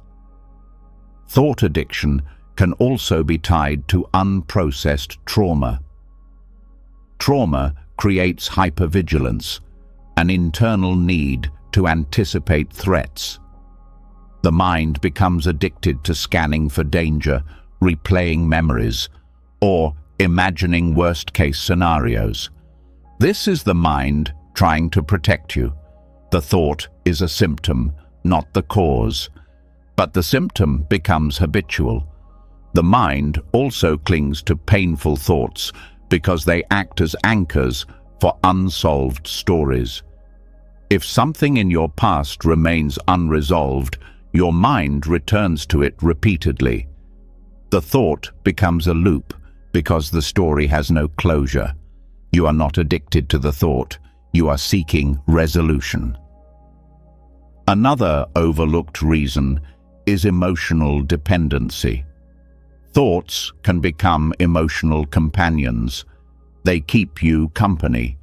They fill silence. They provide a sense of control. People become attached to the inner noise without realizing it. Silence feels lonely. Quiet feels unsettling. So the mind fills the space with familiar thoughts. Thought addiction also develops from fear of emptiness. The mind fears silence because silence forces you to face yourself. Silence reveals truth. Silence reveals emotion. Silence reveals the depth of your being. The mind, untrained, panics in silence. It fills the emptiness with noise because the noise feels safer than presence. Another force behind thought addiction is momentum. Thoughts build speed. One thought triggers another. The chain becomes fast and automatic. When momentum builds, stopping feels impossible. The mind becomes addicted not to the content of thought, but to the speed of thought. Breaking thought addiction requires understanding its root. The mind clings to what is familiar, certain, emotionally protective, and identity-affirming. To break the pattern, you must introduce a new kind of familiarity: calm familiarity, awareness familiarity, presence familiarity. When you practice pausing, watching, letting go, and grounding yourself, your nervous system begins to adjust. It learns that peace is not dangerous. It learns that silence is safe. It learns that calmness is nourishing. Over time, peace becomes familiar. And once peace feels familiar, the mind stops clinging to painful thoughts. Another way to break thought addiction is through slowly expanding your tolerance for uncertainty. Uncertainty becomes less threatening when you approach it gently, when you allow small moments of not knowing. When you rest in the present moment without demanding answers, this softens the mind's need for predictable suffering. Breaking thought addiction also requires emotional courage. You must allow yourself to feel the emotions beneath the thoughts. When the emotion is processed, the thought loses its fuel. You don't need to eliminate the thought. You need to heal the emotion it hides. Self-compassion is also essential. When you stop criticizing yourself for having addictive thoughts, the thoughts lose their emotional charge. Harshness strengthens addiction. Softness dissolves it. Grounding the body helps too. Overthinking pulls energy upward. Grounding pulls energy downward. Walking slowly, breathing deeply, relaxing the belly. These simple actions weaken thought addiction by strengthening presence. Over time, the mind learns a new pattern. It learns to pause. It learns to observe. It learns to release. It learns to rest. The addiction fades because the familiar internal environment changes. Eventually, you reach a point where familiar suffering no longer feels safe. It feels unnecessary, and peace, once uncomfortable, begins to feel natural. This is the turning point. This is where inner freedom begins. And now that you understand why the mind clings to painful thoughts, you're ready to move into the next teaching: how subtle debris accumulates in your inner world and weighs you down without you noticing. Before moving into the next teaching, the last lesson leaves you with a powerful revelation. The mind doesn't cling to painful thoughts because it wants to suffer. It clings because those thoughts feel familiar, predictable, and strangely safe. But once you begin to loosen that grip, once you begin to see through the addiction to old mental patterns, another realization quietly emerges. Even when you're not consciously clinging to your thoughts, even when you're letting go, even when you're watching your mind with awareness, something still feels heavy inside. A weight that doesn't match the thoughts you're aware of. A tension you can't fully explain. A dullness or fog that appears even on calm days. A pressure in the chest, a tiredness in the mind, a sense of carrying too much, even when you can't point to anything specific. This is the moment you begin to sense a deeper truth. You are not only influenced by the thoughts you notice, you are also weighed down by the thoughts you don't notice. This next teaching reveals a part of the mind most people never explore: the mental debris that builds up quietly, subtly, invisibly, from the hundreds of micro-interactions and micro-thoughts you experience every single day. This debris accumulates without your awareness, shaping your mood, draining your energy, and clouding your clarity. It's time to begin the invisible house cleaning. What follows is an extensive exploration of the subtle residues that collect inside the mind and how they silently affect your inner world.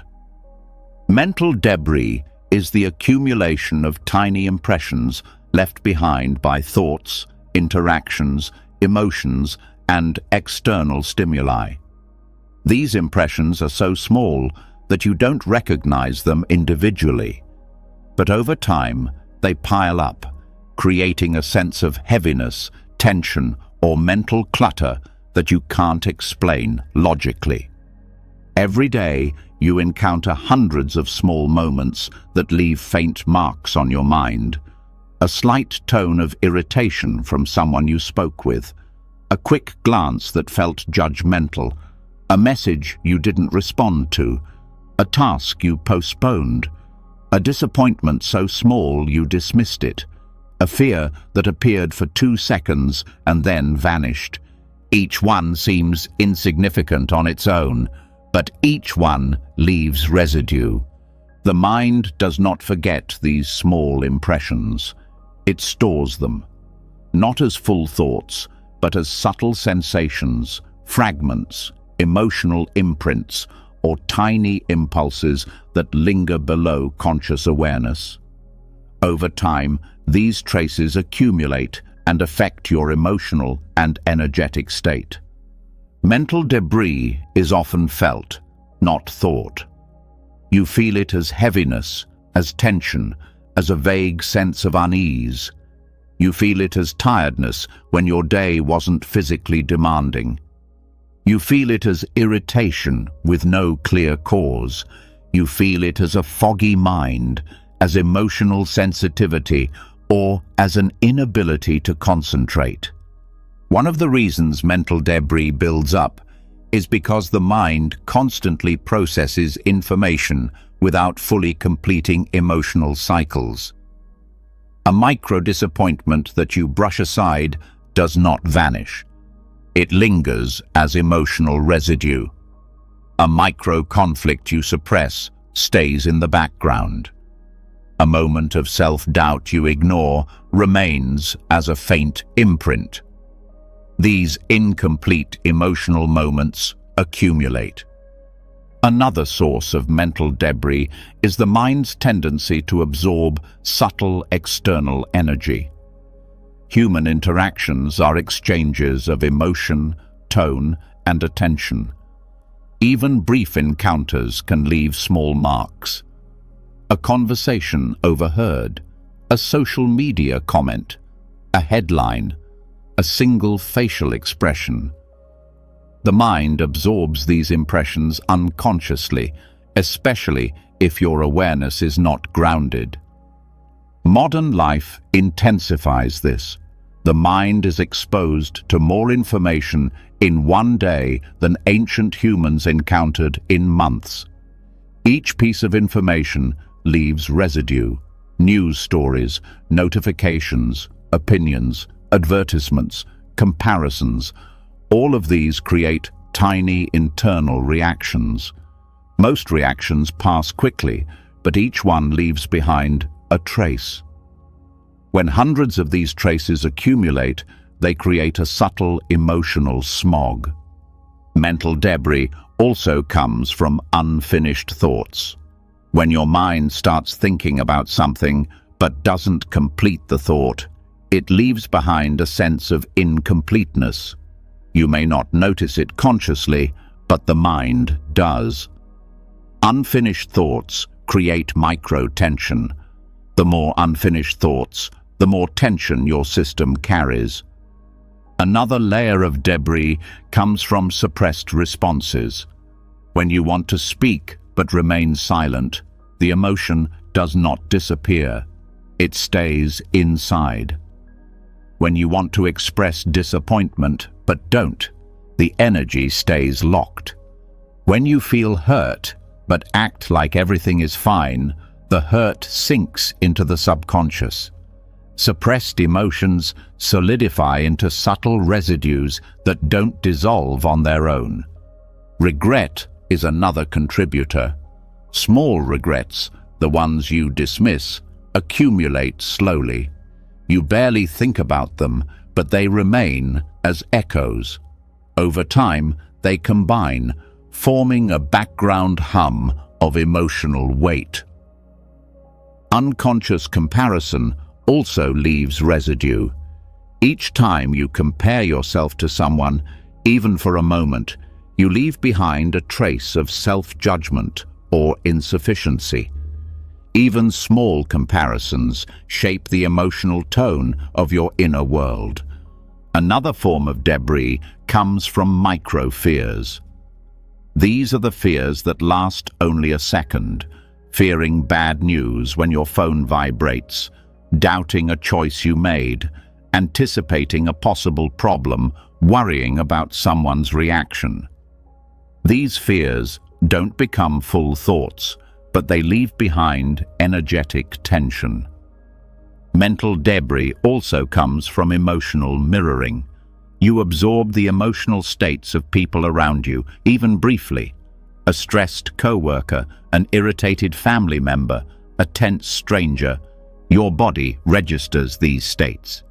When you don't process them consciously, they become residues. The environment contributes as well. Noise, crowds, clutter, bright screens. These external stimuli put pressure on the nervous system. Each stimulation leaves a subtle imprint. When the environment is overwhelming, the mind accumulates debris, even if the thoughts themselves are not intense.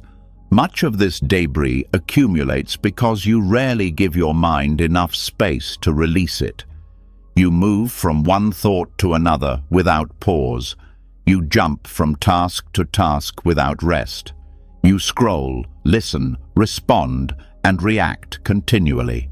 Without silence, without gaps, without spaciousness, the mind cannot clear itself.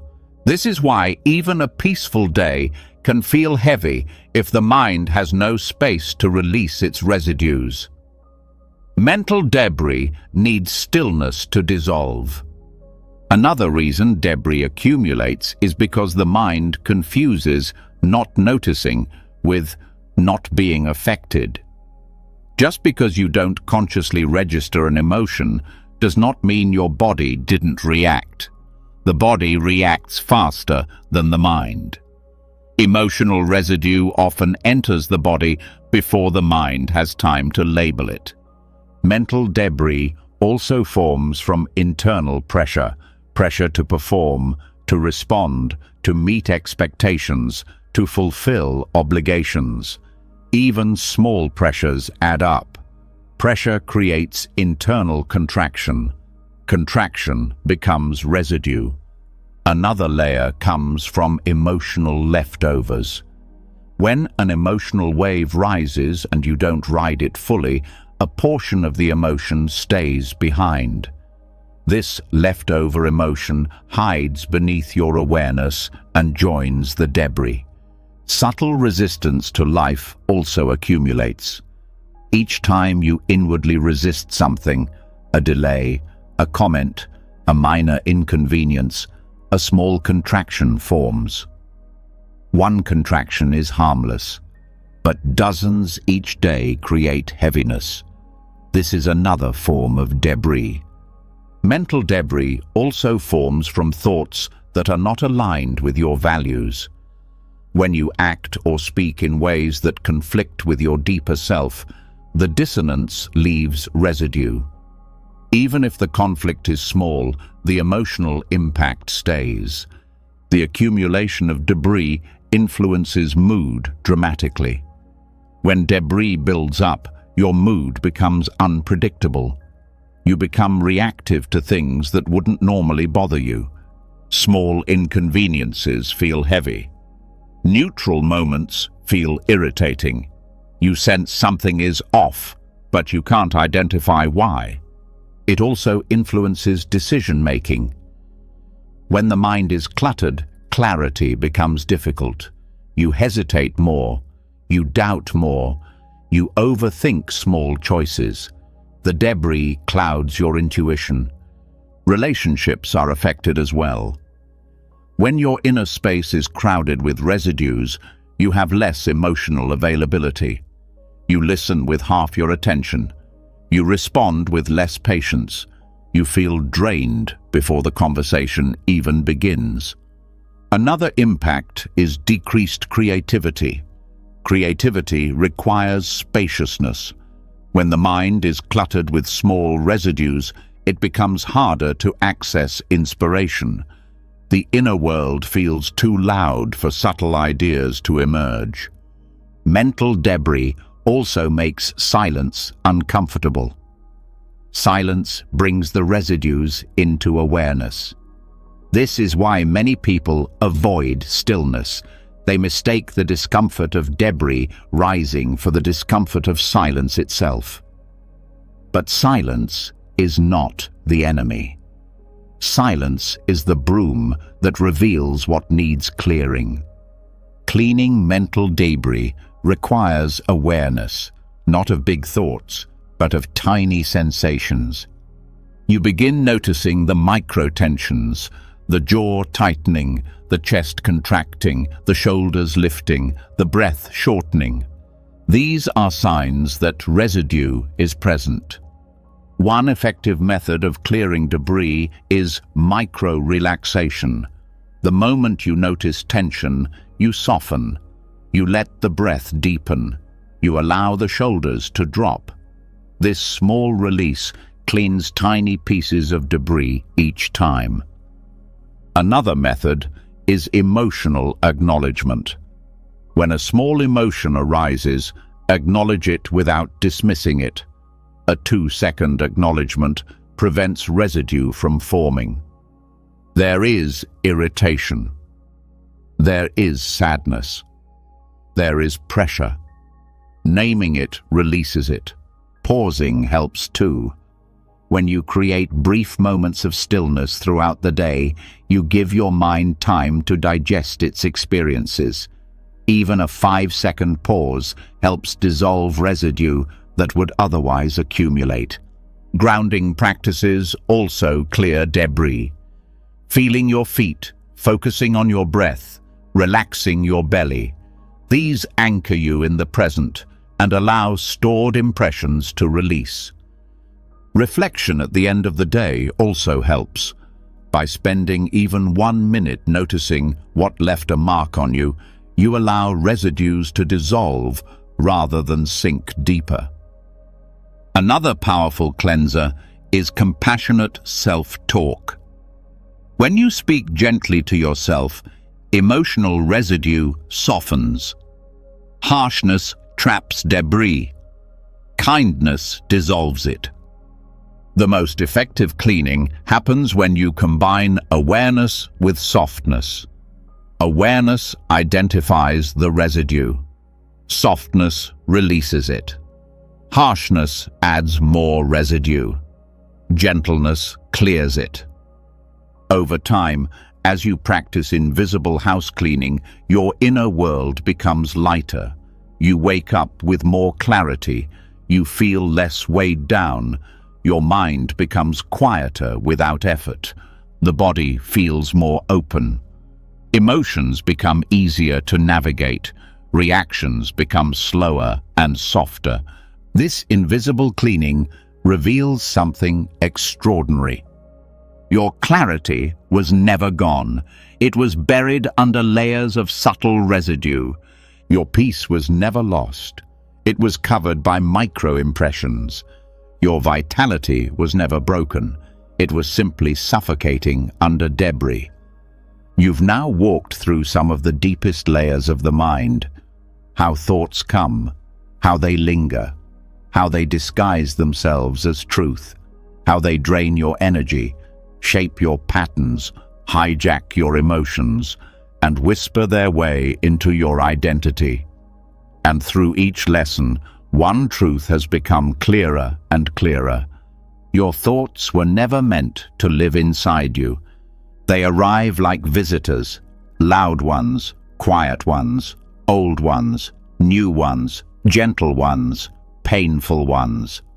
Some knock politely, some break in, some return because you invited them without realizing, some stay because you never asked them to leave. But none of them are you. None of them define your worth. None of them deserve to be permanent. Across these teachings, you learned how to pause, how to watch, how to breathe, how to release, how to clear the residue, how to see habits, how to break loops, and how to reclaim the energy your mind has been draining for years. You discovered that awareness is your doorway, that silence is your strength, that letting go is your power, and that you, not your thoughts, are the one who decides who stays.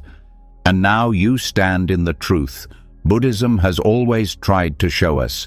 You are the home, not the visitors. You are the space, not the stories. You are the sky, not the weather. And the moment you remember this, your mind becomes a place you can finally live in peacefully. If these teachings opened something inside you, if even one line lifted a little weight from your chest, I want to hear from you. Comment below with the phrase, "I choose my visitors." Let me know what part spoke to you the most. Your words might be the message someone else needed tonight. And if you want more videos that slow down your mind, deepen your understanding, and help you master your inner world one step at a time, make sure you subscribe and turn on notifications. There is so much more wisdom on the way, and I don't want you to miss a single moment. Until next time, take a breath, let your thoughts pass through, and keep your inner home yours.